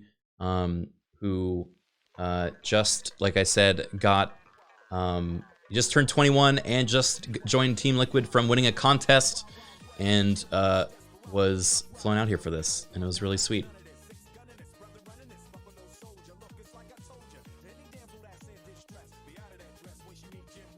Where is the liquid? All right. All right. Let's see. What else? Gonna see liquid if you keep pissing him off. Ew, Joe. What? What is that? What? I'm trying to think what else. Oh. So. Oh, it's a PP joke, guys. Never mind, it's a PP joke. So about the purple carpet all day, 6 recordings have been deleted, it seems. Uh-oh. What did I do? I don't know. That's something, I guess it must be something I said. Let's see. The other thing that happened was the next day in the morning, I was invited to a secret executive roundtable thing that I got to go to. That was a few select streamers. Oh, I think ads just popped up, which is actually very funny considering the subject that we're about to talk about. So I will wait till they're done. Yeah, I'm gonna get a drink. I'll let you watch this. Yeah, corporate story for subs only. I'll be right back.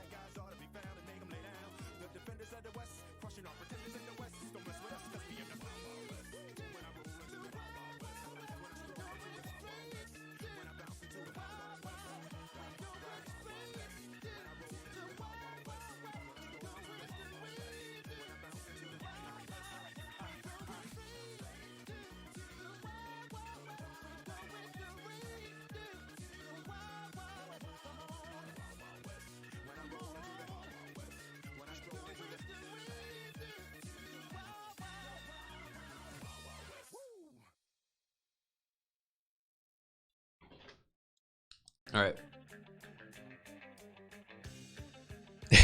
I'm sorry to leave you with this picture. Yeah, so anyway, Jericho had that too. Yeah, Jericho was at my table. So we went to this Twitch exec. I should put up another picture for this in the background, shouldn't I? Yeah. So we went to this Twitch exec roundtable where we got to hear, you know, right out of the horse's mouth from, you know, all the different Twitch execs. Everyone from Dan Clancy, the president, everyone from Emmett Shear, their head of the monetization team, the ad team, all that sort of stuff, you know? And so they explained, first we did a Q&A, and so, you know, other people, I guess to give context, so the execs are all standing in the front of the room. There's a bunch of round tables. There's like, I'm at one with like Jericho and forget who else was there. I recognized some of their faces, but I didn't know their handles. On another table, there was like Bruce and like Gassy Mexican, and I think Tyler One was at that table. Another table had XQC and like Criparian, I think, and like I don't know, a few others. So there was like a very eclectic group, you know, and we what was I gonna say? Yeah, so then, you know, they were like, all right, we'll begin with Q&A, and you can ask like general questions before we break out into like, you know, private table talks. And they're like, are there any questions that we should ask? You know, you want to ask right now that everyone can answer. And there was just this like silence that went over everyone, and everyone's like looking at each other like, who's gonna do it? Who's gonna be the one? Who's gonna address the elephant? And then someone at Bruce's table, again, I wish I clocked his name, because honestly, like, you know, power to him, was like, all right, I'll say it. The 70-30 split, like, let's talk about it. Why did that happen?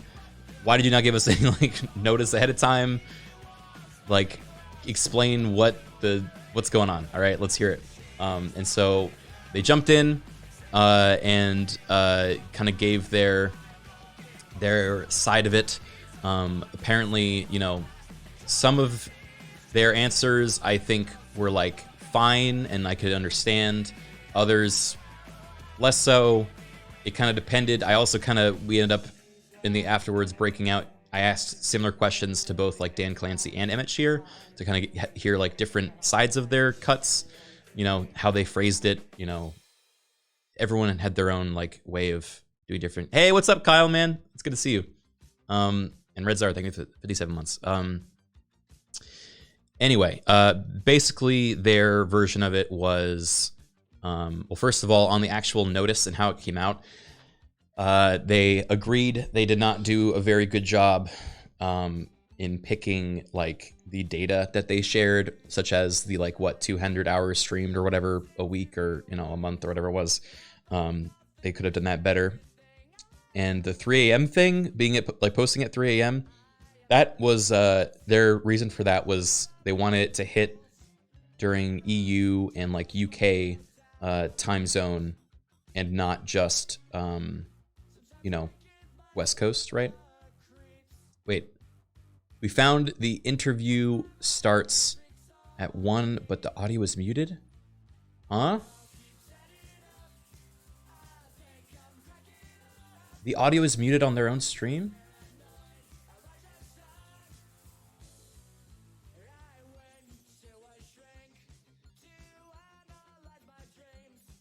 I'm right after these guys.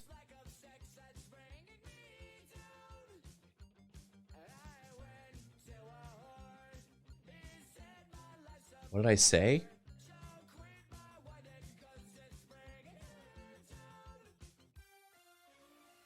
Oh man, my hair is a mess.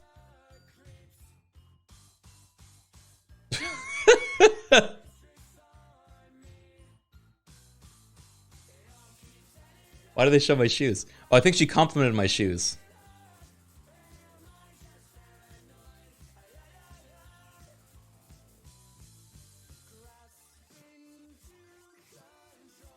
Give us the dub over. I think she said, nice shoes. I said, wow. Thanks.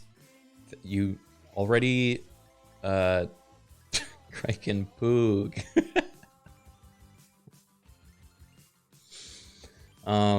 And then they were like, wow, how long have you been doing this? And I said, I just had my 11-year anniversary. And they said, wow, so you're an OG. And I said, yeah, I guess so.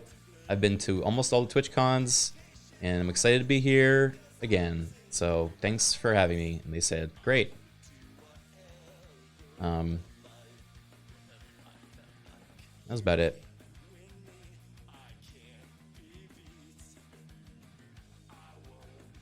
The rest, what are you looking forward to this convention? I was like, seeing my friends, I guess. And then she was like, anything you want to say to the viewers? And I was like, sorry, you're in a screen and you're not here. I think I said something like that. And then I was like, I shouldn't have said that. And then I just walked off.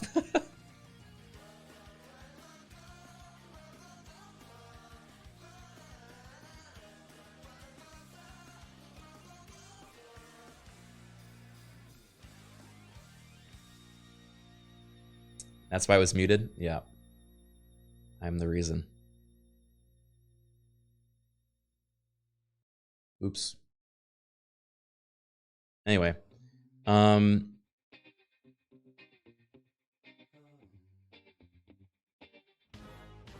was I saying? Yeah, so the roundtable, their breakdown was largely around the shift towards ads on this site, which a lot of you have probably noticed by now. There's a lot more ads and focus on ads. However, they also acknowledged that they want to get away from the like pre-rolls in general. You know, the whole idea that you tune into a stream and are met with an ad immediately, and you're like incentivized to never explore anywhere because you're constantly being hit in the face with ads. It's like a really bad user experience. So we gave a lot of feedback on that, and they, I don't know, they can seem receptive. Whether or not they're actually going to implement it, who knows. The kind of core of the roundtable that we had afterwards was, I talked to both Dan Clancy and Emmett Shear and explained, you know, or at least shared my story of like, I have been on this website since the Justin TV days, 11 years now. Dan Clancy said, congratulations, when I said 11 years. And I said, actually, my 11-year anniversary was when you released your notice. And he went, oof, I'm sorry. But we talked about like the fact that we had been on the site and doing all these kind of things. You know, we've been like uplifting it and doing, I kind of described Twitch as like a funnel where, you know, a lot of people have like a YouTube presence or like a TikTok presence or like whatever it is. And, you know, people discover streamers or personalities there, but they end up, you know, ideally funneling into, this is, people love funnels. Yeah, that's why that's why I use these funnels or this language. But, you know, you ideally, like the super fans get funneled into like an end place, right? Like a place that you want them to stay and feel comfortable and supported. And like, you know, and for most people that's Twitch, because, you know, you do like 6-hour-long streams, you can subscribe to show support. It's kind of like more community driven, more like a family. And so I described to them that like Twitch has always seemed like the end of that funnel, right? You want people to end up here so that you know, they can, this like a place for everyone to stay. But with their change, it calls into question for streamers if this is really the end, right? Like, do we want people to end here if we're not incentivized to grow above a certain point? And so that was kind of my main criticism, right? Was this like idea that if you lower this cap for everyone, and you get better, sub splits on like Patreon or, somewhere else, then like, is that where people are going to start moving? Or are they going to start moving people to YouTube instead? And I think this is the fear for a lot of people because we like Twitch. We like the community here. We like a lot of the streaming technology and the tools.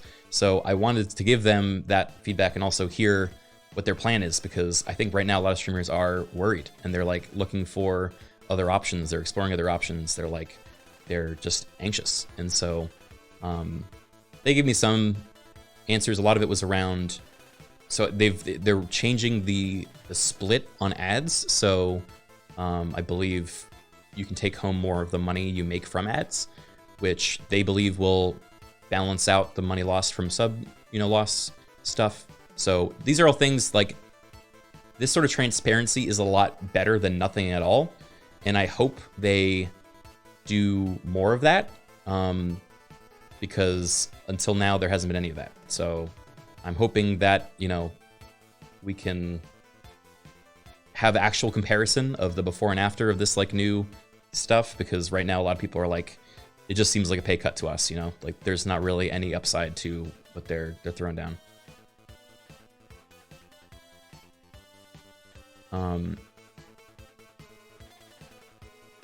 Wouldn't that incentive streamers to turn ads back on for subs? So yeah, I mean, part of this is like a global, entire site-wide move towards making ads more like worthwhile, basically. That's the whole ad incentive program you guys have probably heard about, amongst other things. And so they want, that's like where, the big bucks have been for other platforms, and I think that's where Amazon wants their money too. Personally, I think there's better options than just pure ads. And I'm hoping that we can demonstrate that in the next couple months, but I don't know. I haven't lost hope yet. I definitely went to this convention hoping to kind of get inspired again, because I was definitely feeling some of the burnout since the last public announcement that Dan Clancy did. So I was hoping to find something that would keep me going. And in short, the thing that keeps me going are my friends and the people that I've met along the way that have all found creative expression possible on this site. So I had a lot of really good talks this weekend that really kind of helped me in that regard. So I'm feeling more motivated now. I just hope that everyone else can find that thing for them, because the site only really works if other people are on it. So, at the end of the day, we have to go where the people are, right? Also, garbage day. I did not know you're not a VIP. Let me do that right now.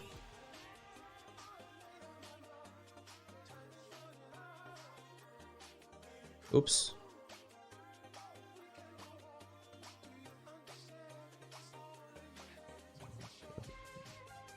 Fuck. I'm opening up your Twitch.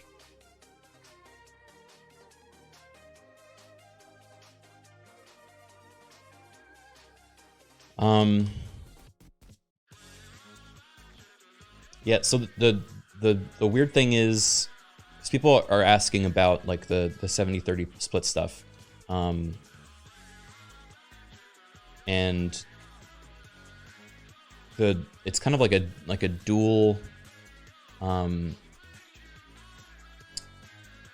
it's a dual slap in the face, I think, for most people, because if you were one of the streamers that didn't quite make it to the 70-30 split before they removed that option, then you're apparently never going to reach it, and you're always going to be at 50-50. If you did make it to the 70-30, then you keep it, but only to a point, only until you're making a certain amount of money a year off of that, and then it gets bumped down to the 50-50. So it caps, relative to how much success you have. Isn't it 100K a year? Yeah. Which means the really high-end streamers that are, able to pull that 100K a year at 70-30 are now going to want to, like, they're going to be financially incentivized to move the rest of their would-be subs somewhere else. So that becomes like, trying to stay around, like, let's say, like 3K subs maybe. And then everything after that is like, okay, now go to Patreon, or like, okay, now go to YouTube, now go to this, now go to that. It's like you're trying to find other options for them. Or you run enough ads that you make up the difference. And that's kind of the situation people are in right now. So we will see. If it just isn't going to work, it's low. It's not competitive compared to other sites.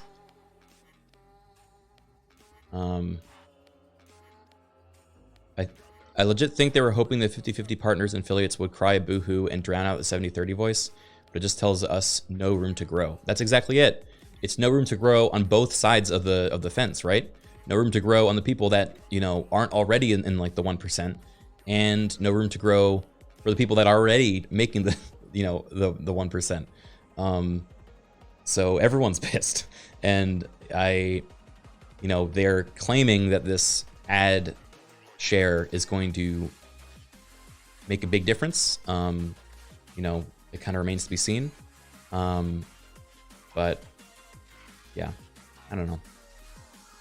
It's kind of spooky times, I think, for a lot of people that make their living on sites like these, because there can just be a policy change and suddenly it like completely changes everyone's like plan, you know? Like, got to talk to them about it. Yeah, I think to start, I really hope they are genuine in their, you know, and then they're saying that they want more transparency and are going to open more channels for it. I think people are really wary and dubious of them right now in general. So they got to win back trust, you know? I think that's the main thing. Trust has been lost, and I hope they have more of a plan to do it than just what we've seen so far, you know?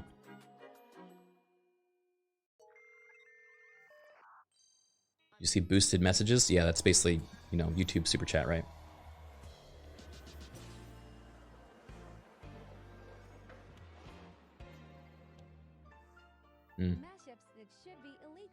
Anyway, so that was like the straining part of the trip, I think, was that roundtable. However, because I was a part of that and some of the other stuff I was doing at the convention, I had the super exclusive badge. You know, there's a secret VIP badge that only some streamers got at the convention, which lets you go to the super secret lounge that, you know, like, credit where credit is due. It was a freaking funny little thing. They hid the secret lounge behind these hedges, these like fake hedges at the partner lounge. So if you go to the partner lounge, you then walk past these fake hedges where it says private no access, and they have a security guard that like is like waiting, and then like when they like see that you have the secret badge, they go like, but like they don't look at you, and then you can walk past the secret hedges. And yeah, everyone in there is like, yeah, I talked to Ludwig in there, you know, saw like Hassan, like a bunch of like the Minecraft kids, freaking, I don't know, like the whole crew, right?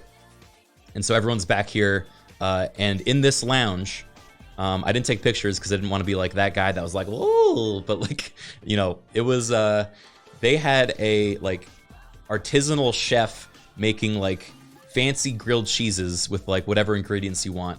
They had a entire candy wall with jars, and you could help yourself to whatever candy you wanted. They had, you know, a whole bar. They had a massage team. There was a massage parlor, and you can literally get a massage in the middle of convention.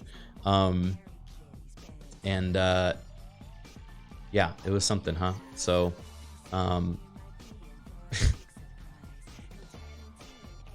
got several massages. I didn't actually. I felt too guilty.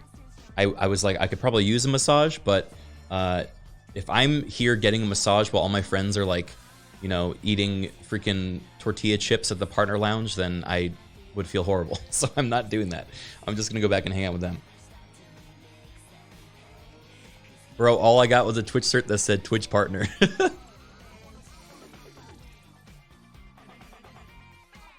I would have smuggled some grilled cheeses. I should have done that. I should have like, yo, take a look, and like thrown him a couple of greasy grilled cheeses. That one's on me. Oh, I went to the Neon Divide meetup, and I got to meet a bunch of the role players from Neon Divide, including like Chandler, Briggs, Uzu, Naomi, Zabs, fucking bunch of the Geb folks. Yeah, a whole smattering of the nice people there. And it was really wholesome to see everyone hanging out together. Strippin', my friend, how are you doing? It is late for you. How has your week off been so far? Thank you for the 71 months as well. We missed you, buddy. More Ricky? Yeah, I was talking with them about what we could do next. It started today. What'd you do today? What was your first day? Were you on a beach? Were you in your living room? Were you in your kitchen? Were you in the backyard? Were you slept, ate, took a business call? Woo! What a day off, man!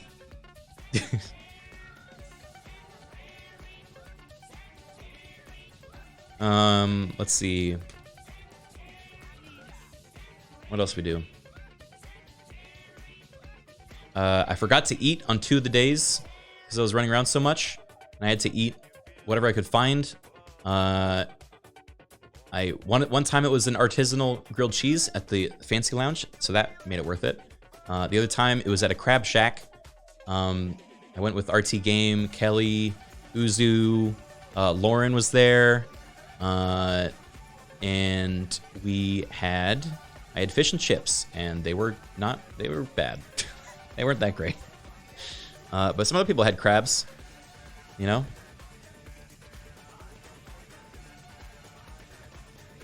You gotta eat that. Yeah. Tell me, crab run this shack? Stop, please. I can't help it. I always laugh. And then I went to another mixer, and I had little spicy chicken sliders. Those were good.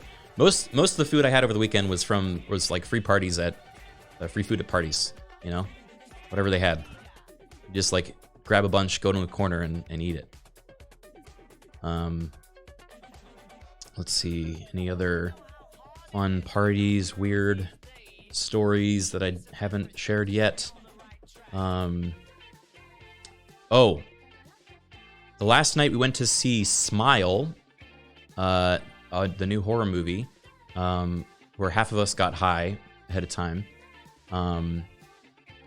And I fucking hated it. It was bad.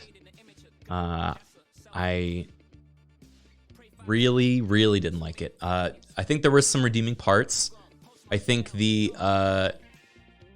soundtrack was interesting at times, and like it was kind of eerie. The creature and monster design at like 2 or 3 parts in the movie were good, and there was like 1 or 2 scares that were actually like creative. The rest were like really cheap jump scares, and the writing was like so upsettingly bad. I won't spoil it, but it deals with issues of mental health in like the most unhealthy way I've literally ever seen a movie try to do them. Barbarian is way better. Yeah, Barbarian I loved Barbarian. If you're gonna see one of the horror movies out right now, go see Barbarian. But so Little Hope, guys, it was worse than freaking Little Hope, the anthology game. It was worse than that in how they dealt with mental health. That can't be true. It is. It is. I guarantee you. Now you want to know?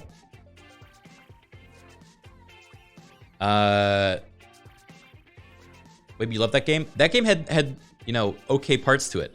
A Little Hope, I'm saying the writing was worse of this movie than the writing was of Little Hope. Can you review it with a smile?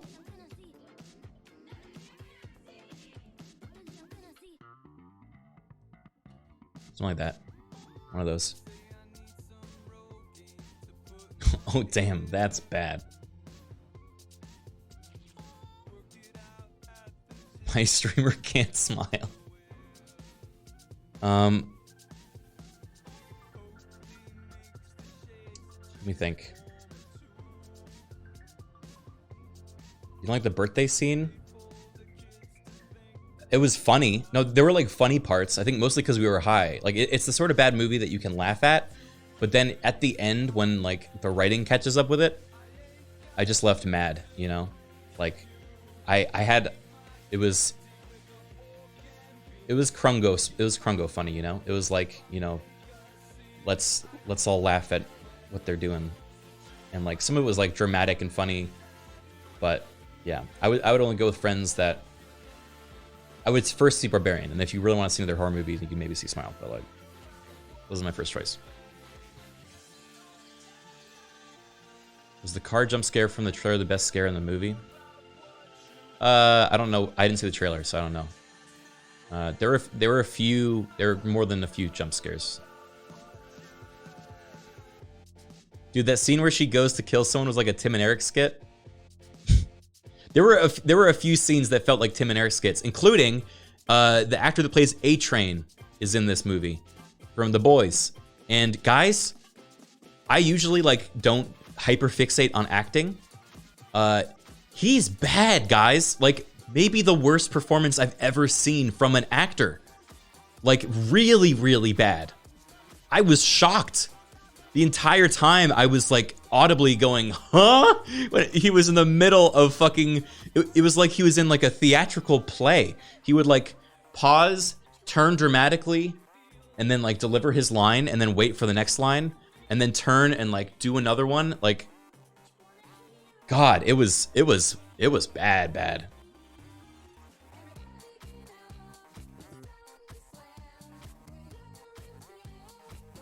feel like a large part of that is the direction he was given is he's not bad normally. I haven't seen anything else he's in besides The Boys. And in The Boys, he plays a weird enough character that I feel like you can kind of like... I wasn't sure if that was like acting or like, you know, but he's... How much of that was like a character, you know? I don't know, man.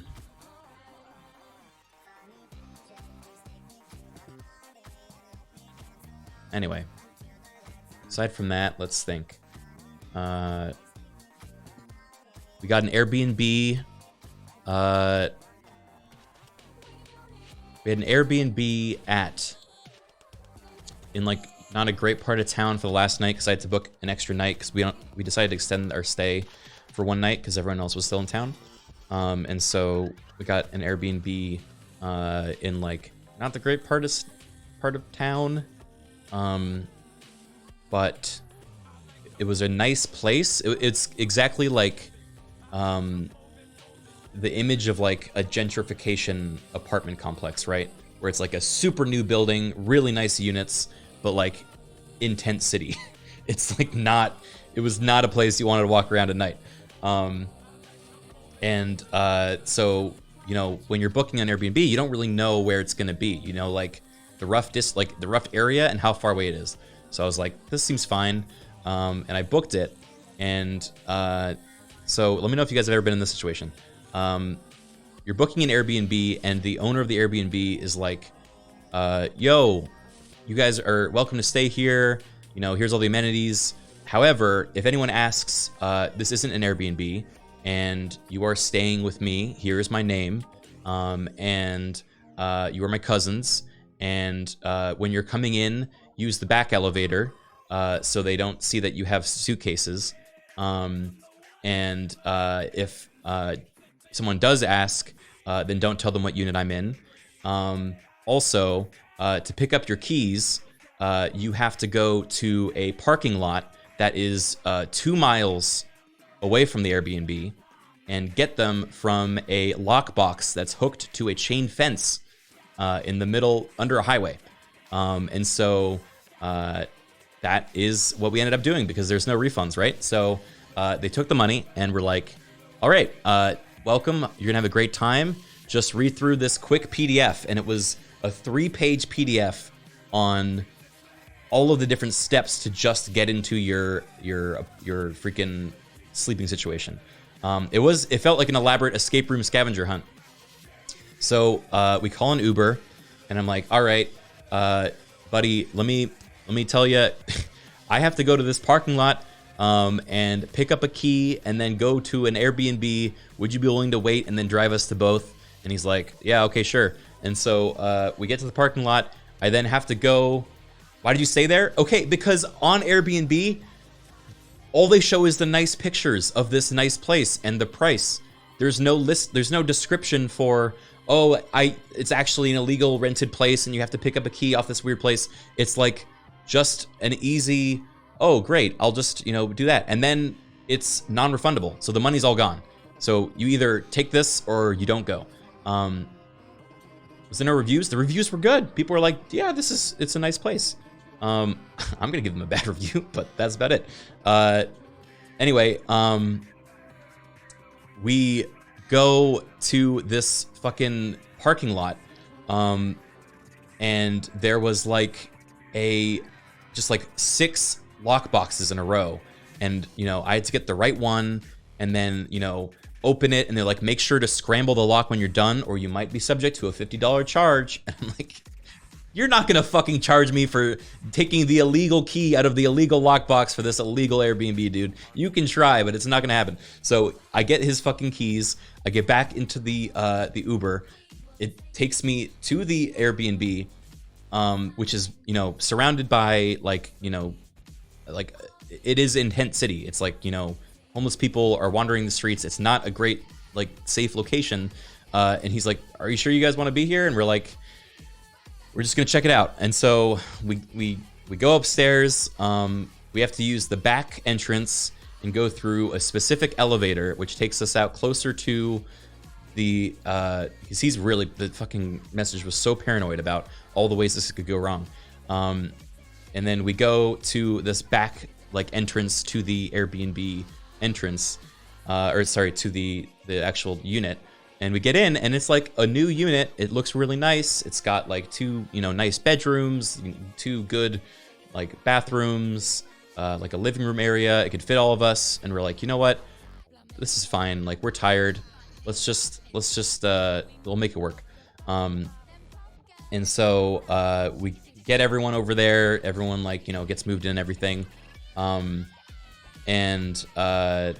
first of all, we come back from the movie and we hadn't eaten yet because of just bad timing. The first Uber Eats I ordered like a $200 order for everyone, and it canceled right after they were about to arrive. So we didn't get to eat before the movie. And so we went to eat after the movie and ordered a bunch of pizza at 1 a.m. And so at 1:30 a.m., me, Bed, and Charborg had to go outside to Tent City and try to find the delivery person, because no way they're gonna know how to get up to this place with everything going on. And so people were wandering the streets. It kind of felt like a zombie movie. They were people were just kind of high out of their mind, just wandering around, and I'm power walking and trying to stand up straight, using all of my height as a do not approach me. I'm on a mission. So I find this delivery driver who gets out of their car, and they're like, here you go. And I'm like, all right, goodbye. Trying to get them back in so they can leave as soon as possible.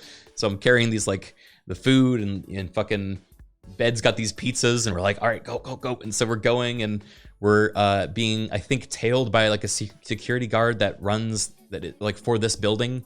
I think he's checking to make sure that we actually lived here. And so I'm like, look, if you're gonna ask me if I do, I'm just gonna fucking tell them about this situation. But he didn't. So we get up to the hotel room. We go up, we eat, everything's fine. It's time to go to bed. And as soon as I get in bed, I realize we're right next to, because San Diego is kind of end of the line for a lot of trains and cargo and buses. It's a big shipping city, right? And so especially this place in San Diego is right next to a giant shipping complex. And as soon as I lay down, I start hearing just the sounds of buses and train, just like pneumatic fucking things happening, just as if they're right next to me. And I look out over my window and I'm literally right over it. Like it is actually right. Just, I literally did not sleep at all. Just stuck between trains and buses all night. No one else in the Airbnb slept all night. The listing said be out by 10 a.m. So we fucking wake up at 9 a.m. and we're like, all right, shower, fucking get everything together. I'm like, I just want to be out of this place. I get a text as we're about to leave from the guy being like, oh, hope you enjoyed your stay. Checkout is at 11 a.m. This is after we're already like leaving. He's like, checkout's at 11 a.m., which the fucking listing didn't say so. And then he said, when you're ready, just go and drop the keys off where you got them. And I'm like, my brother in Christ, you expect me while checking out from your Airbnb to go all the way back 2 miles away to another fucking parking lot and drop them off early ass in the morning and re-scramble the lock so your next customer can do it. And I just said, no, I left them on the table. Get someone, like, you can have the cleaner do it if they need to. And he said, okay, hope you enjoyed your stay. And like, that was his response. Like, he fucking didn't even give a shit. So bad. So yeah, I'm probably gonna give a really bad review to that place. But yeah, he had no power. He wasn't there. He just like was hoping that he could have this place print money without any oversight. You just report it? I don't know, man. The other reviews were def bot. It definitely could have been. They were good reviews. It was also marked down a bunch, you know? And I'm realizing that might have been part of the strategy, was like listing it at like 300 a night or something and then marking it down to like 100. And so you're like, wow, what a deal. And then you realize that it was actually worth less than 100, you know? Why would you not report it? I don't want to have to go through all this fucking shit, you know? Like, I don't have to go talk and write up a whole, you know, manifesto of the stay. It's a lot of work. I'll do it. Oh yeah, Joe the writer. Joe that got a 1 in his writing university. I could just link the VOD. Yeah, that's totally legit, right? Link them the VOD with me looking at a picture of Petco Park.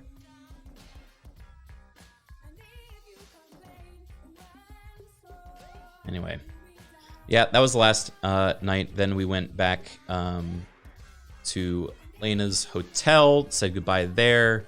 I hopped in an Uber and drove all the way back to LA in the Uber because the trains were down. So you couldn't even take a direct train back to LA.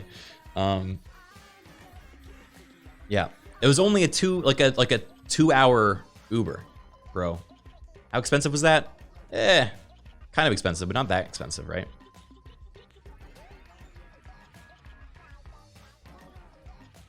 Yeah, it was under $200. And I also picked the energy efficient Ubers because I am a good person.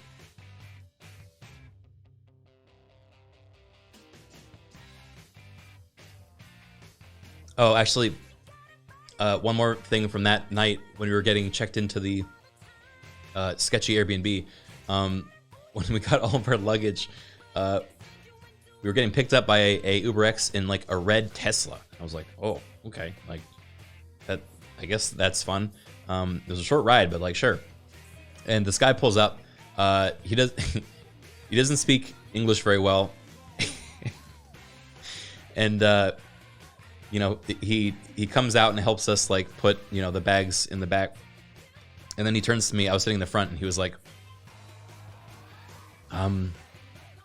this is my 4th time driving this car. Do not know how it works. Do you know how it works?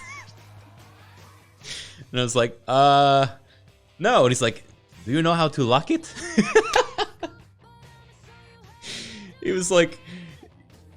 he literally just, he's like, I just got this Tesla. I have been watching YouTube videos all day and I don't know how to use it.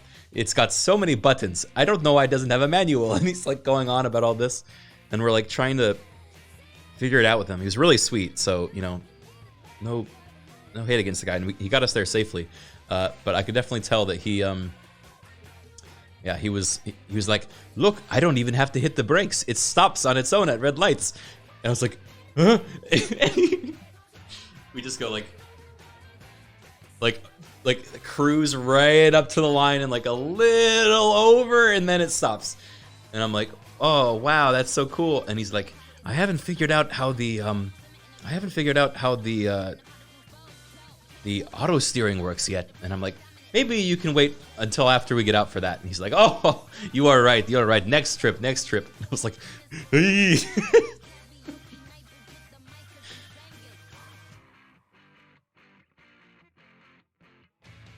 It was a good time.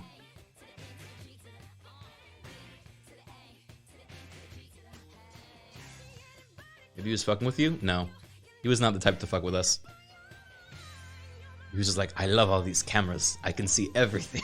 And it's cool. Like, he was driving around and you could like see all the cars around him. Ugh. It was a really fun trip. I'm trying to think of any other stories I can remember that are fun ones.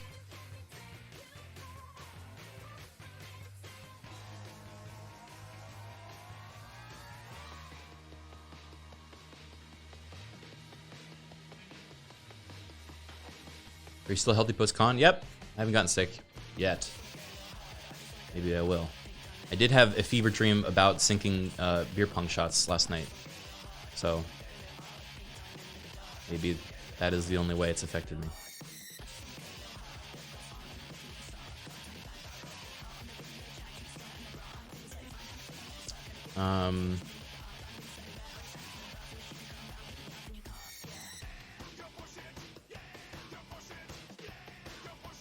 Sorry, I'm trying to think of any other stories. I wish I had more video. There are some videos that I'd like to show you guys, but that's more in Charborg's boat. So we'll see if or when any sort of thing comes out from him. But we had a lot of fun, dude. It was so fun hanging out.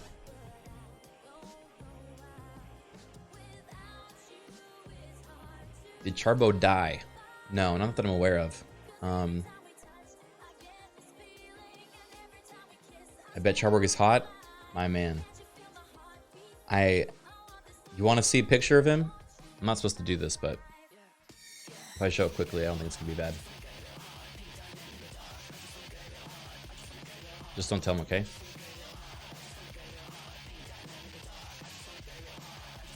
That's Charborg.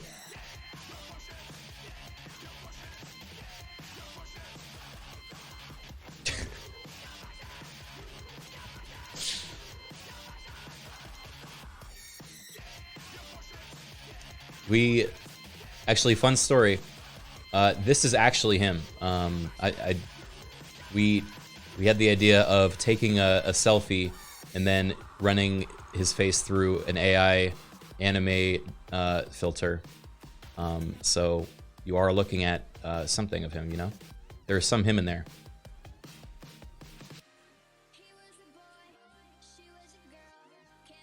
And he did, this was not AI generated though, he did have a fish on his head.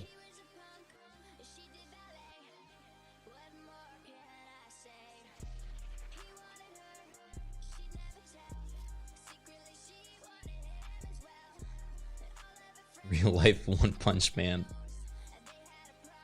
So he is bald. I'll never tell.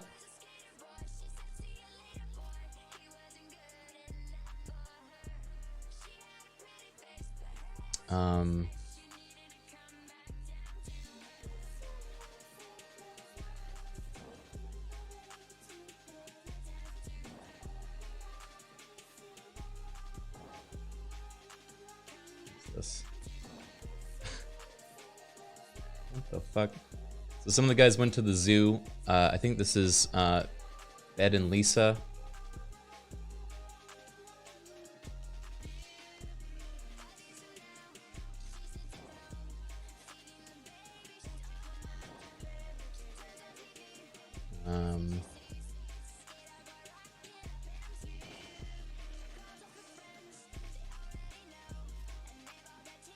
Yeah, it was really sweet. Definitely, I think, encouraged a lot of us to do more group meetups in the future. And maybe not just at cons too. Maybe we'll like have an actual like meetup somewhere else. Get like a freaking mansion in the middle of the woods or something. And then we can do a murder mystery and see what happens. See who does it. Hey, Barry.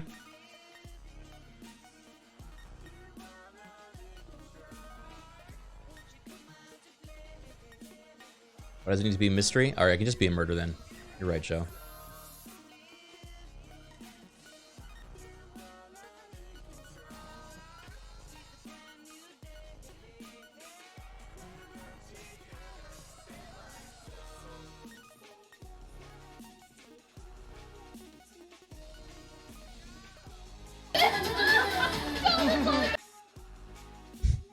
Sorry, I'm just looking at trying to find videos that I could show.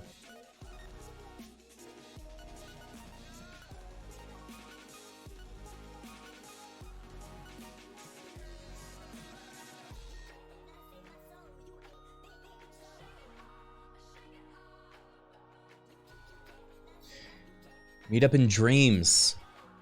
Wait, someone told me on the trip about that like the Zoomer generation discovered lucid dreaming and started calling it something else. Does anyone know what that is? What about the stupid picture from the photo booth? Oh yeah, I can show that.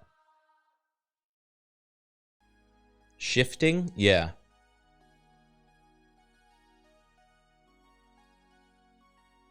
Can anyone give me an updated description of shifting?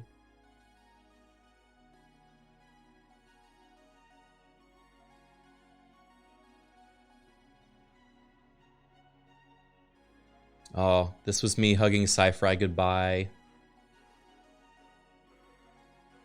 He looks like he's getting taken out.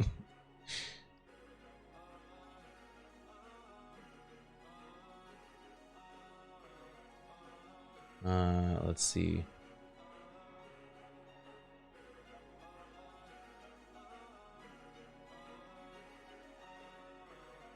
Okay, so after the Smile movie, some of the gang went and took a picture at a Marvel, like, you know, fucking superhero thing, but it was so broken.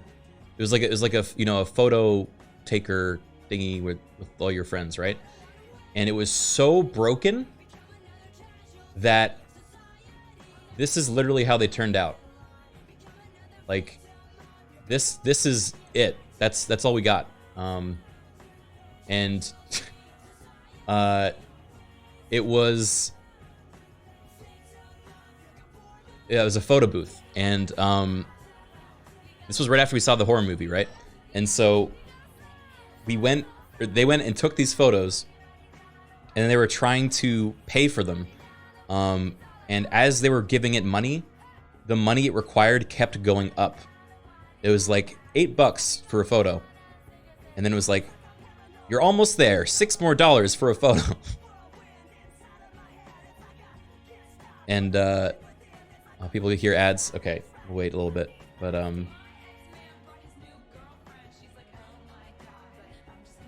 yeah, we think it's a cursed object. I think Charborg took it back with him. It was the weirdest experience I ever had at a photo booth. It took like 30 minutes to print, and it kept changing the amount of money it expected. And if you took money away from the print, it would go into negatives and would give you money back. It was actually a money printer. I think it may have been a laundering scheme, secretly.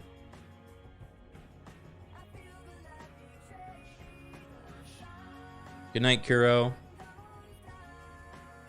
We'll take these nightmares with you into your dreams. Please dream of me getting better at beer pong so I can shift into your dream and do it, you know?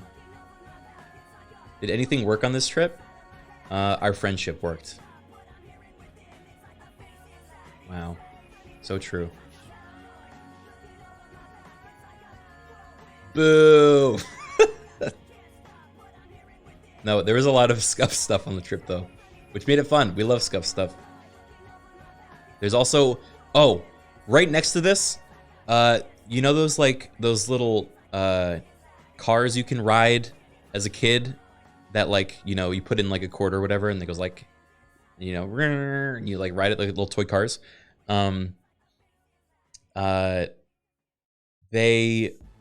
There was a selection of them a little bit away from this machine, and one of them was broken.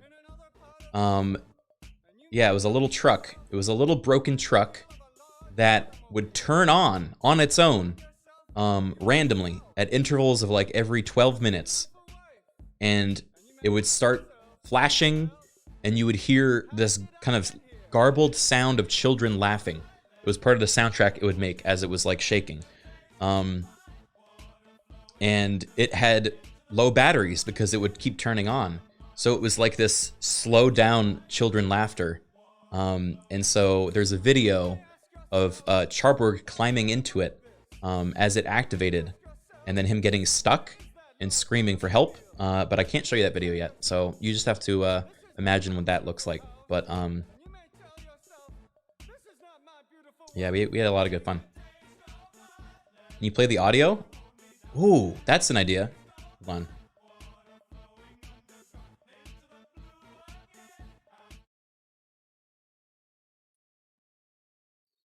Let's see.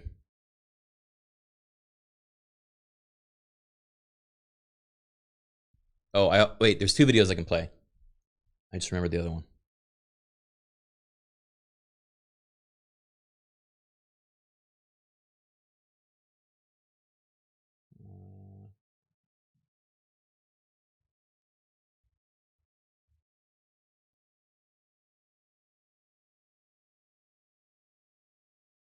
All right, here's the audio from that.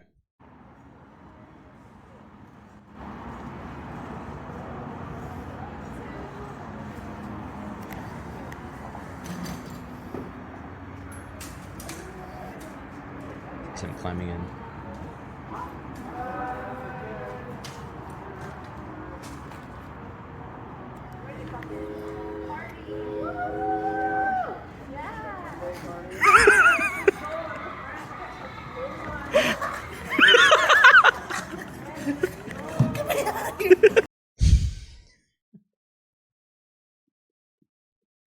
He sounds like Shaggy, dude.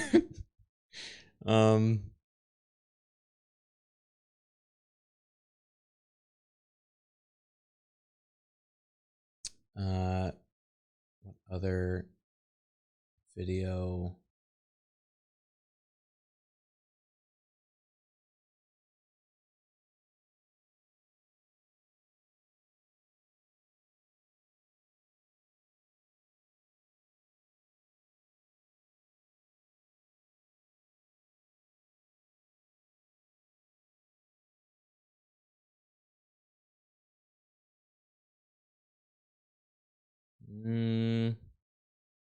Sorry, there's a lot of photos. There's one.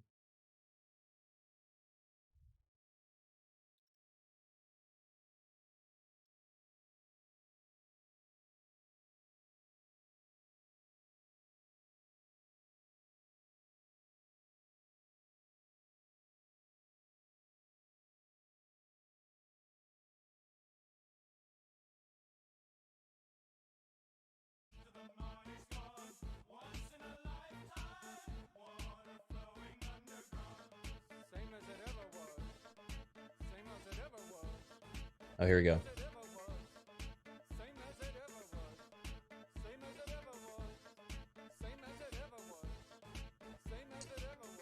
This was a video that Lena took. Wait.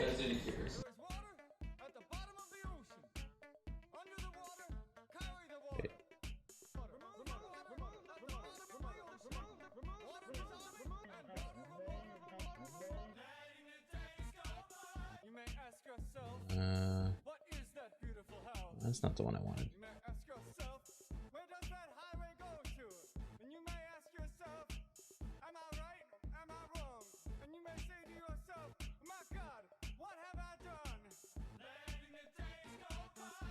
Sorry.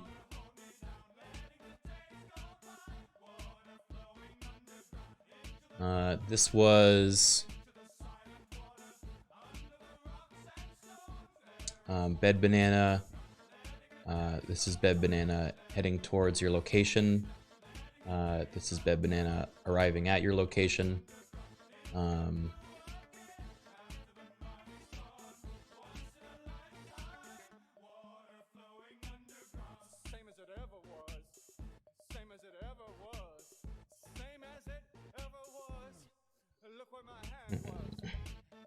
What a funny video.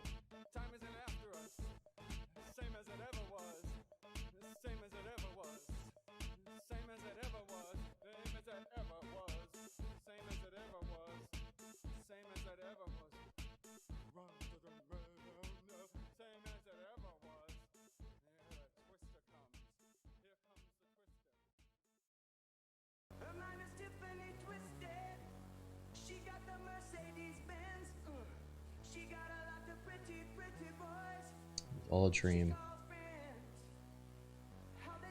The entire group is tall and colorblind. There is a shocking number of us that are tall and colorblind. I happen to be tall and not colorblind. I lucked out.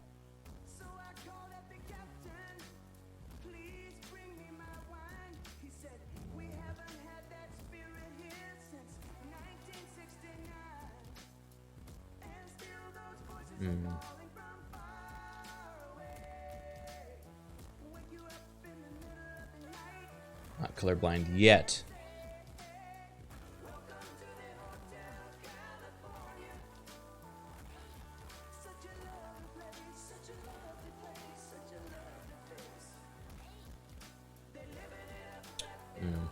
Yeah, I don't think Lena posted that one, unfortunately.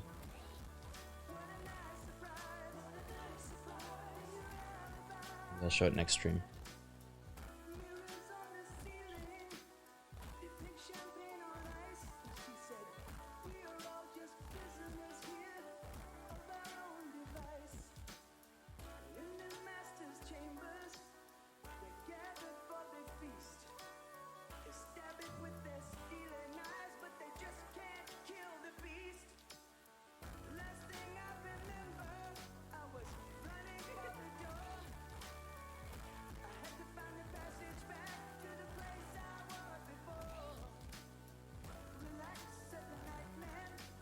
Anyway, I don't think I'll be able to get this one to show on this stream, but maybe I can show it in the next one.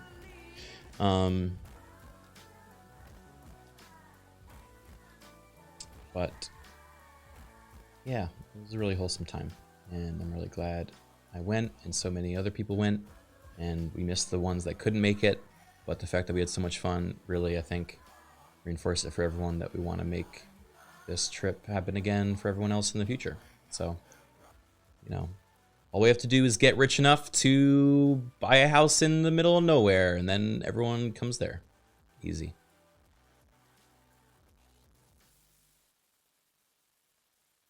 Easy, dude. Thank you guys for humoring us with all these stories. I hope they were fun and entertaining, and I wish everyone could be there so we could have just all hung out and done in person, but you know, the North Dakota Gamer Compound, yeah. I think this isn't the energy anymore. Yeah, I think tonight I'm going to take it a bit easy. Hey, Naomi, we'll peer pressure everyone that didn't go this year for next year. Exactly. And we'll all play beer pong, and it won't be weird. I just told everyone about our beer pong story earlier, and those guys that trounced us, I guess.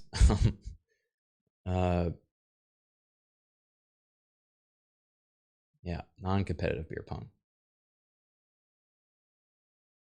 They were too powerful. Yeah, I also said apparently. So last night I had literally a dream about beer pong, where I sunk every shot and I was really good at it.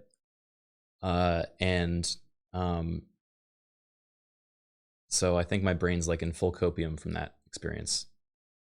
I was so sad when Charberg FaceTimed it. Looked so fun. Oh wait, whoa. I don't want to give this away. No, I can talk about it. We we brainstormed the idea of doing what the whole, like, you know, Dream's face reveal, where they like had a bunch of channels receive a FaceTime from him and be like, we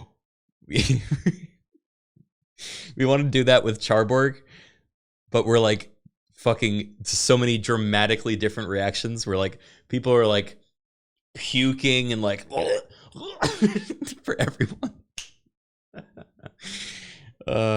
So yeah, maybe we can make that happen. I think it'd be a lot of fun. Have Charborg react to his own face reveal. That's a good one. We probably could. Okay, all right. I'm going to end this stream and put all these nice warm fuzzies into a nice jar that I can open when I'm sad. And tomorrow we begin playing video games again, where we will do the thing we always do, you know? Also, this Friday, we are playing something that you are definitely going to be interested in. And I don't think there's any NDA on it. That's right, Darktide! The boys and I were playing some freaking Darktide, man. We're trying out the new beta, and I may have some keys to give away. So, if you watch this stream, we're going to be giving away some keys to some lucky people. So maybe come by for that, you know? Just saying. Oh shit, Friday's in 2 days? It is. It do be. I love keys. Jingle. Yeah, how fitting that the game that jingles gave me keys. You know? How hilarious that is.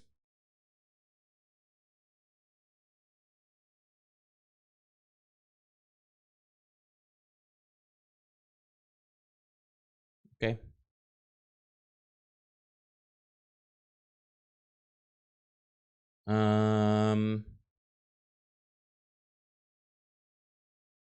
Let's see. I'm gonna raid Novaru, who I got to meet at TwitchCon and was very nice. She was one of the ones that watched me fail at beer pong and went on to say that she would never count me at beer pong again. So you can all let her know that I had a beer pong dream that I performed very well in. So next time I'll be ready, you know? The male nurse, thank you for the 30 months. Training arc. Yeah, training arc begins now. Yeah, this is a beer pong raid. Have